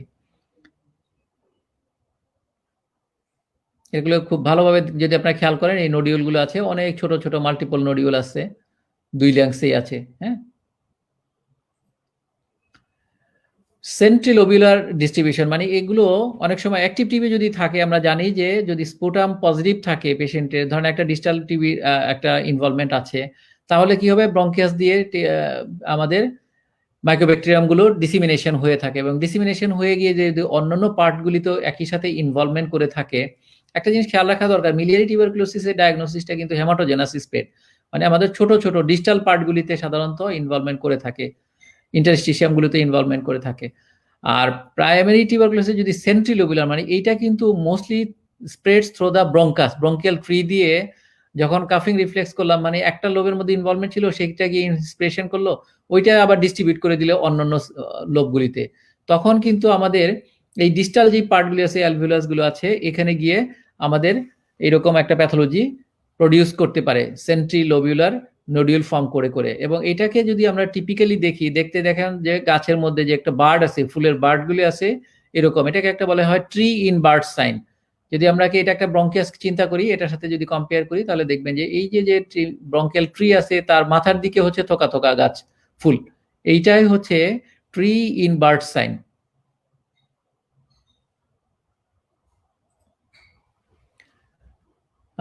পোস্ট প্রাইমারি টিউবারকুলোসিস যেটা বলে, আমরা এটা মোস্টলি পাই হচ্ছে ক্যাভিটারি লিশন হিসেবে, কোনো কোনো ক্ষেত্রে আমরা কনসলিডেশন হিসেবেও পেতে পারি। তাহলে post primary tuberculosis is typically thought to result from reactivation of the dormant mycobacterium infection, but may also result from a second infection with a different strain. এটা আমাদের একটু খেয়াল রাখা দরকার, অনেক সময় সেকেন্ড ইনফেকশন দিয়েও হতে পারে। অ্যাপিক্যাল অ্যান্ড আপার জোন প্রিডমিনেন্সটাই আমরা ইউজুয়ালি পেয়ে থাকি। এবং এখানে কেন পাওয়া যায়? আমরা সবাই জানি এই জায়গায় লিম্ফেটিক ড্রেনেজ রিলেটিভলি রিডিউস থাকে, এবং অক্সিজেন টেনশনটা এখানে কম থাকে। হ্যাঁ, কম বেশি থাকে, অক্সিজেন টেনশন যেখানে বেশি থাকবে সেখানে আমাদের মাইক্রোব্যাকটেরিয়াল প্রলিফারেশন বেশি হয়ে থাকে। ঠিক আছে, তাহলে আমরা কি হিসেবে পাই? কনসলিডেশন অথবা ক্যাভিটেশন হিসেবে আমরা post primary tuberculosis usually city chest এবং সিটি চেস্ট এক্স-রেতে পেয়ে থাকি। চেস্টের মধ্যে যদি আমরা দেখি, তাহলে কেমন ফাইন্ডিং পাওয়া থাকে? কেমন? ইউজুয়ালি প্যাচি, দেখেন আমাদের জায়গায় জায়গায় ছড়ানো ছিটানো আছে, এখানে কিছুটা ডেন্স আছে, এখানে একটুকু কম আছে, এখানে আবার একটুকু চেঞ্জ আছে। কিন্তু যদি এটা ব্যাকটেরিয়াল নিউমোনিয়া হয়ে থাকে, তাহলে দেখা যাবে যে এই জায়গাটা ফুললি লোবার ইনভলভমেন্ট প্যাটার্নকে ফলো করে থাকে। আর টিউবারকুলোসিস তো আমরা জানি যেটা ইউজুয়ালি লোবার প্যাটার্নকে ফলো করে না, এটা যে কোনো জায়গায়কেই ইনভলভ করতে পারে। কাজে প্যাচি থাকবে, পোরলি মার্জিনেটেড কনসলিডেশন ইউজুয়ালি পাওয়া যায়, এবং কোনো কোনো ক্ষেত্রে জাস্ট টিউবারকুলোমা হিসেবে পাওয়া যেতে পারে, জাস্ট একটা নোডিউল কোনো একটা জায়গার মধ্যে, এখানে অবশ্য নাই, এগুলো একটা সিঙ্গেল নোডিউল হিসেবে অনেক সময় পাওয়া যেতে পারে, এবং সেই এগুলির সাইজ হয়ে থাকে usually 5 millimetre to 40 millimetre in largest dimension. কোনো কোনো জাস্ট একটা সলিটারি নোডিউল হিসেবে মতো পাওয়া যেতে পারে, তবে সেগুলোর সলিটারি লিশনসের আমরা যদি কন্ট্রাস্ট দিই, কন্ট্রাস্টের এনহ্যান্সমেন্ট অনুযায়ী দেখে এবং লাংয়ের আলাদা কোনো প্যারেনকাইমাল লিশনের অবস্থা বুঝে, তখন আমরা এটাকে ডিক্লেয়ার করি যে এটা টিউবারকুলোসিস হওয়ার সম্ভাবনা বেশি নাকি ম্যালিগনেন্সি হওয়ার সম্ভাবনা বেশি। তবে যদি স্যাটেলাইট লিশন থাকে, একটা নোডিউলের পাশাপাশি আরেকটা স্যাটেলাইট লিশন থাকে, তাহলে আমরা ধরে নিই যেহেতু মাল্টিপল সাইট ইনভলভমেন্ট, সেক্ষেত্রে এটা টিউবারকুলোসিস হওয়ার সম্ভাবনাটা খুব বেশি। যেমন আমাদের এইখানে যে সিটি স্ক্যানটা আমরা দেখতে পাচ্ছি, একটা এক্সিয়াল ভিউ, এখানে কি পাওয়া যাচ্ছে? রাইট আপার লোব কনসলিডেশন, এই যে আমাদের কনসলিডেশন আছে, এখানে প্যাচি কনসলিডেশন আছে, হ্যাঁ, এখানে আবার একটা বড় ক্যাভিটেশন আছে, এখানে একটা ব্রঙ্কিয়াল ওয়াল থিকেনিং আছে। আমরা বলেছিলাম যে আমরা পোস্ট প্রাইমারি টিউবারকুলোসিস মোস্টলি পাওয়া যায় হচ্ছে ক্যাভিটারি লিশন হিসেবে, এবং আপার লোব যদি ক্যাভিটারি লিশন পাওয়া যায় স্পেশালি অন দ্য রাইট সাইডে, তাহলে আমরা একটা ইম্পর্টেন্ট ডিফারেন্সিয়াল ডায়াগনোসিস থাকে হচ্ছে টিউবারকুলোসিস। এবং টিউবারকুলোসিস যদি অ্যাক্টিভ হয়ে থাকে তাহলে ইউজুয়ালি ওয়ালটা থিক ওয়াল হয়ে থাকে, কাজেই সেন্টারই থাকবে। আমরা এটা ম্যালিগনেসির সাথে ডিফারেন্সিয়েট করব। যদি এই যে মাঝখানে যে হলোটা থাকে এটা যদি এক্সেন্ট্রিক থাকে, থিক ওয়াল থাকে, তাহলে এটা ম্যালিগনেসি হওয়ার চান্স থাকবে। আর যদি ইউজুয়ালি সেন্ট্রালের দিকে থাকে তাহলে আমরা এটাকে ইনফেক্টিভ বা টিউবারকুলার ক্যাভিটি হিসেবে ইউজুয়ালি কনসিডার করে থাকি। অনেক সময় আমাদের টিউবারকুলোসিস ইনঅ্যাক্টিভ ফর্মেও থাকতে পারে, বা পোস্ট টিউবারকুলোসিস, ফাইব্রোসিস বা ব্রঙ্কিয়েক্টেসিস, থিকেনিং এই সমস্ত হিসেবে আমাদের অনেক সময় পেতে পারি। এবং সেই সমস্ত ক্ষেত্রে সিটি ফাইন্ডিংটা ইউজুয়ালি পাওয়া যায় peribronchial fibrosis and the architectural distortion of the lung অ্যাপিক্সে উইথ এ রেসিডুয়াল ক্যাভিটি। কোনো সময় ক্যাভিটি থাকতে পারে, ব্রঙ্কিয়েক্টেটিক চেঞ্জ থাকতে পারে। দেখেন এখানে যেমন আছে আমাদের মাল্টিপল ব্রঙ্কিয়েক্টেটিক ক্যাভিটি চেঞ্জ আছে, সেপ্টাল ওয়াল থিকেনিং আছে, ফাইব্রোটিক চেঞ্জ আছে, ফাইব্রোটিক ব্যান্ড আছে এই সমস্ত জায়গাগুলিতে। এই যে আমাদের এখানে ফাইব্রোটিক ব্যান্ড আছে, এখানে কিছুটা আবার হাইপোডেন্স এরিয়া আছে। এরকম একটা যদি থাকে মাল্টিপল প্যাথোলজি একই সাথে, এবং যদি কোনো থিক ওয়াল না থাকে তাহলে আমরা এটাকে পোস্ট টিবি হিসেবে অনেক সময় কনসিডার করে থাকি। তেমনি এখানে একটা যদি দেখি আমরা, এখানেও একটা রাইট সাইডেও ইনভলভমেন্ট আছে। এখানে দেখেন অনেকগুলো প্যাথোলজি আছে। এখানে একটা ক্যাভিটারি লিশন আছে এবং থিকটা ওয়ালটা হচ্ছে ইউনিফর্ম, ইরেগুলার কিছু আছে কিন্তু ইউনিফর্ম। হ্যাঁ, ওয়াল থিকনেসটা মোস্ট অফ দ্য জায়গাতেই একই রকমের ডিস্ট্রিবিউশন আছে। এইখানে যদি আমরা খেয়াল করি তাহলে দেখেন যে ব্রঙ্কিয়াল ট্রির কোনো জায়গায় ওয়াল থিকনেস আছে, ওয়াল থিকেনিং আছে এবং ডাইলেটেশন আছে কিছু জায়গায়। এটা হচ্ছে ক্রস সেকশনাল ভিউ। এটা যদি আমরা দেখি তাহলে হচ্ছে ওর লম্বা ভিউটা, যেটা মানে লং অ্যাক্সিস ভিউ, টিউবের মতো দেখা যাচ্ছে, কিন্তু ওয়ালটা দেখেন এখানে থিকেনিং আছে। এই সমস্ত জায়গায় এখানে কিছু জায়গায় কিছুটা ফাইব্রোসিস আছে এবং কিছুটা নোডুলার ফর্ম করে গিয়েছে, ফাইব্রোটিক নোডুলের মতো। তাহলে high resolution CT scan shows a relatively thin wall cavity with even thickness. There is irregular fibrotic lesion with paracicatricial emphysema. এখানে আমাদের কিছু এমফাইসিটিমাটা চেঞ্জও আছে, আপনার উপরের দিকে যদি খেয়াল করে দেখেন, অ্যান্ড ব্রঙ্কিয়েক্টেটিক চেঞ্জও আছে আমাদের এখানে। এটা হলেও আমাদের যদি এইরকম ফাইন্ডিং থাকে কোনো অ্যাক্টিভ মানে সলিড, যেটা আমরা সফট টিস্যু ডেন্সিটি ওপাসিটি এই জায়গাটাতে তেমন নাই। এখানে বেশিরভাগ লিশনই হচ্ছে ওল্ড লিশন এবং নেয়ার টু আপনার পেরিফেরের যে বনি লিশনগুলি আছে তার মতো দেখা যাচ্ছে, মানে এগুলো থিকেন হয়ে গেছে, সবগুলি স্ট্রাকচার ফাইব্রোটিক চেঞ্জ হয়ে গেছে। এটাকে আমরা ইনঅ্যাক্টিভ টিউবারকুলোসিস হিসেবে ইউজুয়ালি কনসিডার করি। এটাকে আমাদের কনসিডার করতে হবে ক্লিনিক্যাল হিস্ট্রি দিয়ে। সবসময় আমরা বলি যে ডায়াগনোসিস যে কোনো ধরনেরই করি না কেন আমাদের ডায়াগনোসিসটা হতে হবে ক্লিনিক্যাল বেস। যদি আমরা একটা পেশেন্টের ক্লিনিক্যাল হিস্ট্রি নেই, আমরা হিস্ট্রি নিয়ে পেশেন্টের যদি আমরা রেডিওলজিক্যাল ডায়াগনোসিসের সাথে আমরা কোরিলেট করি, তাহলেই আমরা সাধারণত একটা ফুল ডায়াগনোসিস দিতে পারি এবং দেওয়া সম্ভব হয়ে থাকে। অ্যাজ এ ফিজিশিয়ান আমরা যারা প্র্যাকটিস করি তাদের কাছে আমাদের পেশেন্ট ইম্পর্টেন্ট, পেশেন্টের ইম্পর্টেন্টের সাথে ইম্পর্টেন্ট হিস্ট্রি আমরা নেই, হিস্ট্রির সাথে ম্যাচ করে আমরা সাধারণত ডায়াগনোসিসগুলোকে সেট আপ করি। তবে আমাদের পরীক্ষার জন্য সাধারণত যেগুলো থাকে স্টুডেন্টদের জন্য সবসময় খেয়াল রাখা দরকার, আপনাদের সাধারণত একটা সিটি স্ক্যান দিলে তার আগে একটা হিস্ট্রি দেওয়া থাকে, ইউজুয়ালি শর্ট হিস্ট্রি বা একটা সিনারিও দেওয়া থাকে। সেই সিনারিও বেস হিসেবেই কিন্তু আপনাদের সাধারণত চাওয়া হয় যে মেনশন ইম্পর্টেন্ট রেডিওলজিক্যাল ফাইন্ডিং, এবং ফাইন্ডিংগুলি চাওয়া হয়। তারপরে সাধারণত আদার যে কোশ্চেনগুলো থাকে ইউজুয়ালি যেমন থাকে যে আপনি mention 4 important radiological finding in this chest, in this city chest. আপনারা ফাইন্ডিংগুলো বললেন, ফাইন্ডিংগুলো বলার পরে হয়তো আপনারা চাইতে পারে যে what is the likely diagnosis in this scenario, আপনারা ডায়াগনোসিসটা বললেন। এরপরে হয়তো চাইতে পারে যে how you will confirm next, অথবা what may be the further sequelae, এগুলো এরকম জিনিস চাইতে পারে, অথবা what may be the complication this patient might develop. এই ধরনের কিছু কোশ্চেন আপনাদের থাকতে পারে, একাধিক কোশ্চেন হতে পারে। Just this are the sample questions আপনাদের মনে রাখার জন্য। প্রত্যেকটা সিনারিও যখনই আমরা দেখব তখনই আমাদের নিজের মধ্যে কিছু কোশ্চেন ঠিক করে ফেলতে হবে যে আমরা যখন এই সিটি স্ক্যানটা দেখলাম, এই সিটি স্ক্যানটা দেখলে আমাদের কি ধরনের কোশ্চেন আমাদের হতে পারে, এটার মধ্যে ফাইন্ডিং কি আছে। প্রথমত আমাদের হচ্ছে ফাইন্ডিং, ইউজুয়ালি বললাম যেহেতু আপনাদেরকে বেশিরভাগ ক্ষেত্রে একটা সিনারিও দেওয়া থাকে, সেই সিনারিওটা আপনারা খুব ভালো করে পড়ে নেবেন। সিনারিওটা পড়ার পরে আপনাদের যে ফাইন্ডিংগুলি চায়, যদি ফাইন্ডিং চায় তাহলে আপনার ফাইন্ডিংগুলিকে অবশ্যই দেখতে হবে। ফাইন্ডিং না চাইলেও কিন্তু যদি পরের কোনো কোশ্চেন থাকে, যেমন একটা সিনারিও দিল, বললো যে this is the CT scan of this patient, তারপরে একটা সিকুয়েলি হিসেবে কোশ্চেন দিল, আপনার কাছে ফাইন্ডিং চাইলই না, কিন্তু ফাইন্ডিংটা না চাইলেও কিন্তু আপনার ওই ফাইন্ডিংটা দেখে তখন আপনাদেরকে মনে রাখতে হবে যে এটার জন্য একটা স্পেসিফিক ডায়াগনোসিস এরকম হতে পারে, তাহলে আমার কোশ্চেনের পরবর্তী অ্যান্সারটা আমাদের এই ডায়াগনোসিসের সাথে ম্যাচ করে ইউজুয়ালি দেওয়া লাগবে।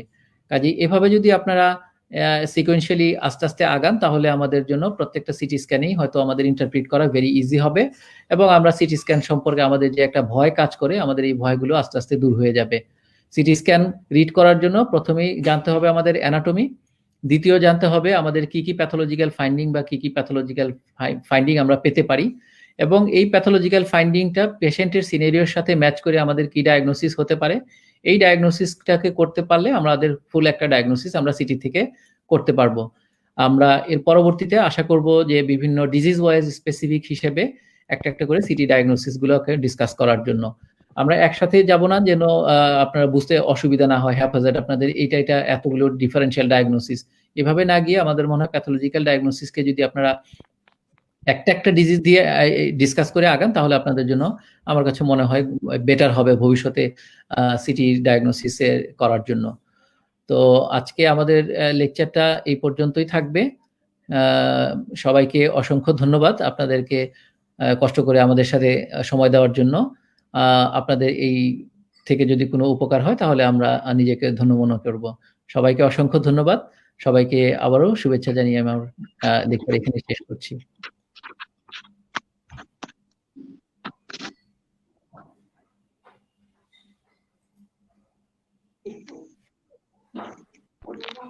ধন্যবাদ স্যার আপনার অসাধারণ প্রেজেন্টেশনের জন্য। আপনি আবার আমাদের বিডি ফিজিশিয়ানকে স্যার অ্যাজ ইউজুয়াল সঙ্গে লয়ে যাচ্ছেন স্যার, আপনার আগের 4টি লেকচারের মতো অসাধারণ প্রেজেন্টেশন। আগের লেকচার তো অসাধারণ presentation.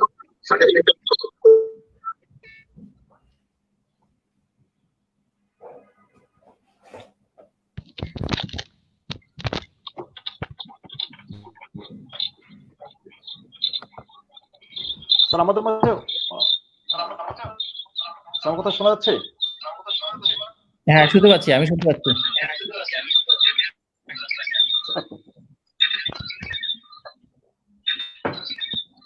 Sir first question sir from doctor Maisam Sobhan এবং doctor Mahmudul Hasan. Sir what are ideal time to do a CT and when to do HRCT? City আসলে আমরা যেগুলো বড় বড় লিশন পাই চেস্ট এক্সরে, আমরা তো সিটি করার আগে ইউজুয়ালি আমরা একটা চেস্ট এক্সরে করেই থাকি ম্যাক্সিমাম পেশেন্টের ক্ষেত্রে। কাজেই সিটি স্ক্যানের ডিসিশনটা সাধারণত আমরা চেস্ট এক্সরে থেকেই নিয়ে থাকি।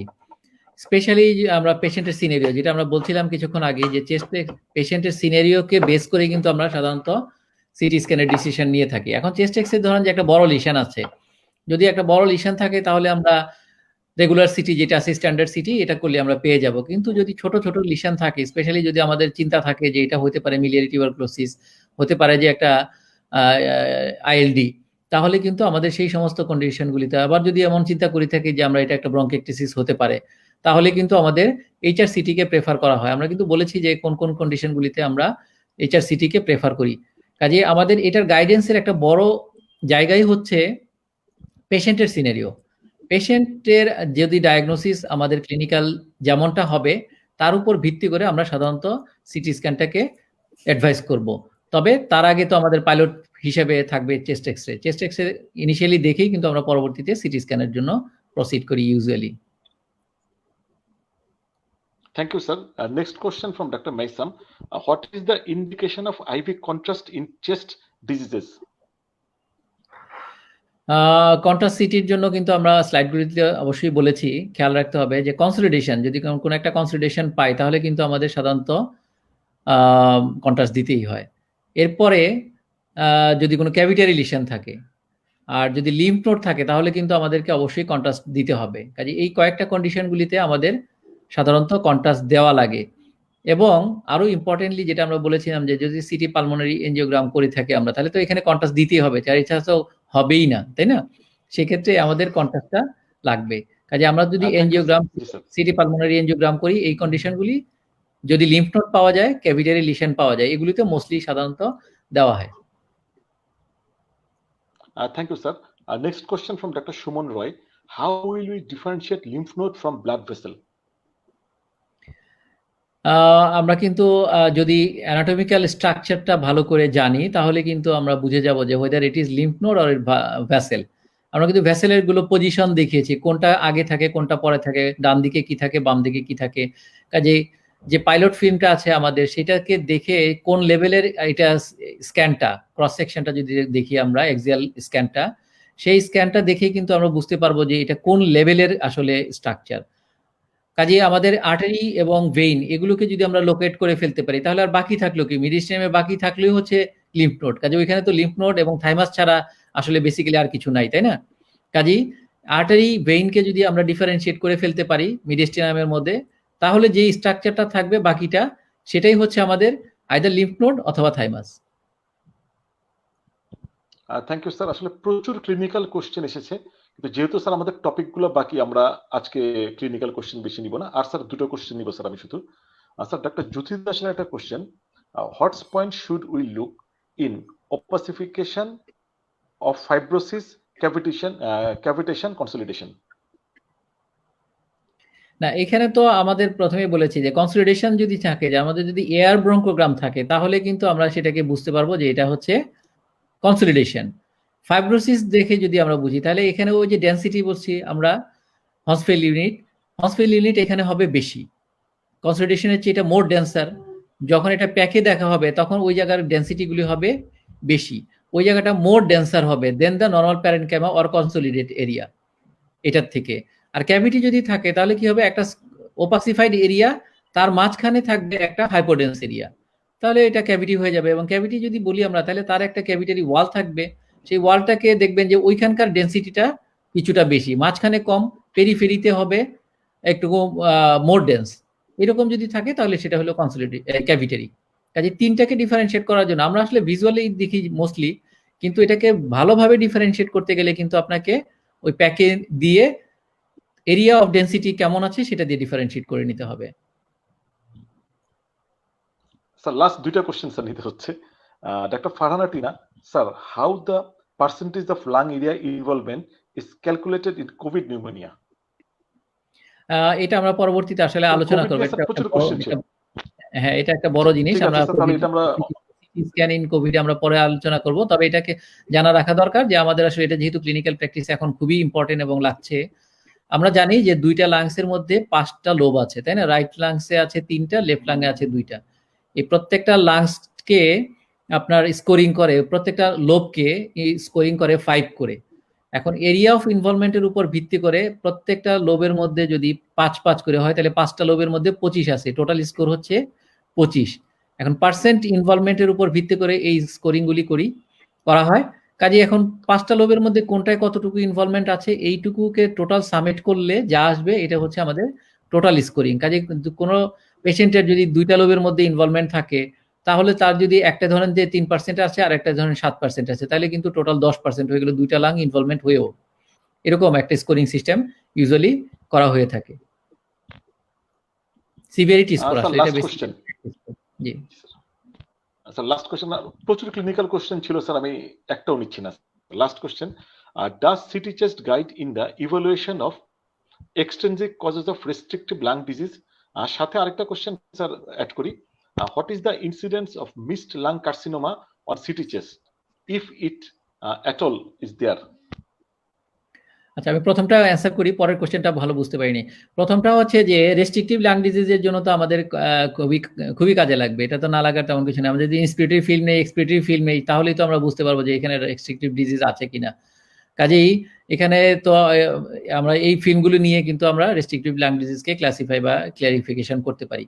পরের কোশ্চেনটা আমি শুনতে পাইনি ভালো। পরের কোশ্চেনটা স্যার সহজ বাংলায় যদি বলি স্যার, মানে সিটি চেস্টে কি লাং কার্সিনোমা মিস হবার চান্স আছে কিনা? খুবই রেয়ার যদি আমরা খুব ভালোভাবে দেখি, এবং যদি লিশনটা খুবই ছোট হয়, আর্লি হয়, জাস্ট ইনিশিয়াল লিশন যদি হয়, তাহলে স্ট্যান্ডার্ড যে বা রেগুলার যে সিটি স্ক্যান আছে এটাতে ক্ষেত্র বিশেষে মিস হতেও পারে।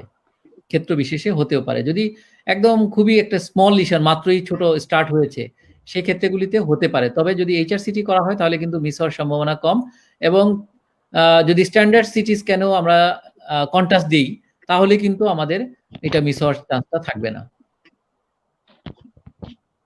ধন্যবাদ স্যার, আমাদের প্রশ্নোত্তর পর্ব এখানে শেষ। আপনার পক্ষ থেকে যদি স্যার কোনো টেক হোম মেসেজ থাকে, আপনার টেক হোম মেসেজ দেওয়ার পরে আমাদের আজকে চেয়ারপারসন আজকের সেশনটির সমাপ্তি ঘোষণা করবে। না, ধন্যবাদ আবারও আপনাদেরকে এরকম একটা সেশন আয়োজন করার জন্য। টেক হোম মেসেজ হচ্ছে আসলে সিটি স্ক্যানকে বুঝতে গেলে প্রথমেই অ্যানাটমি জানতে হবে, দ্বিতীয় হচ্ছে যে একাধিকবার সিটি স্ক্যান দেখতে হবে, একাধিক সিটি স্ক্যান দেখতে হবে। দেখতে দেখতে আসলে আমাদের আই ওপেন হবে এবং আই ওপেন হলে আসলে আমরা এগুলো দেখতে পারবো।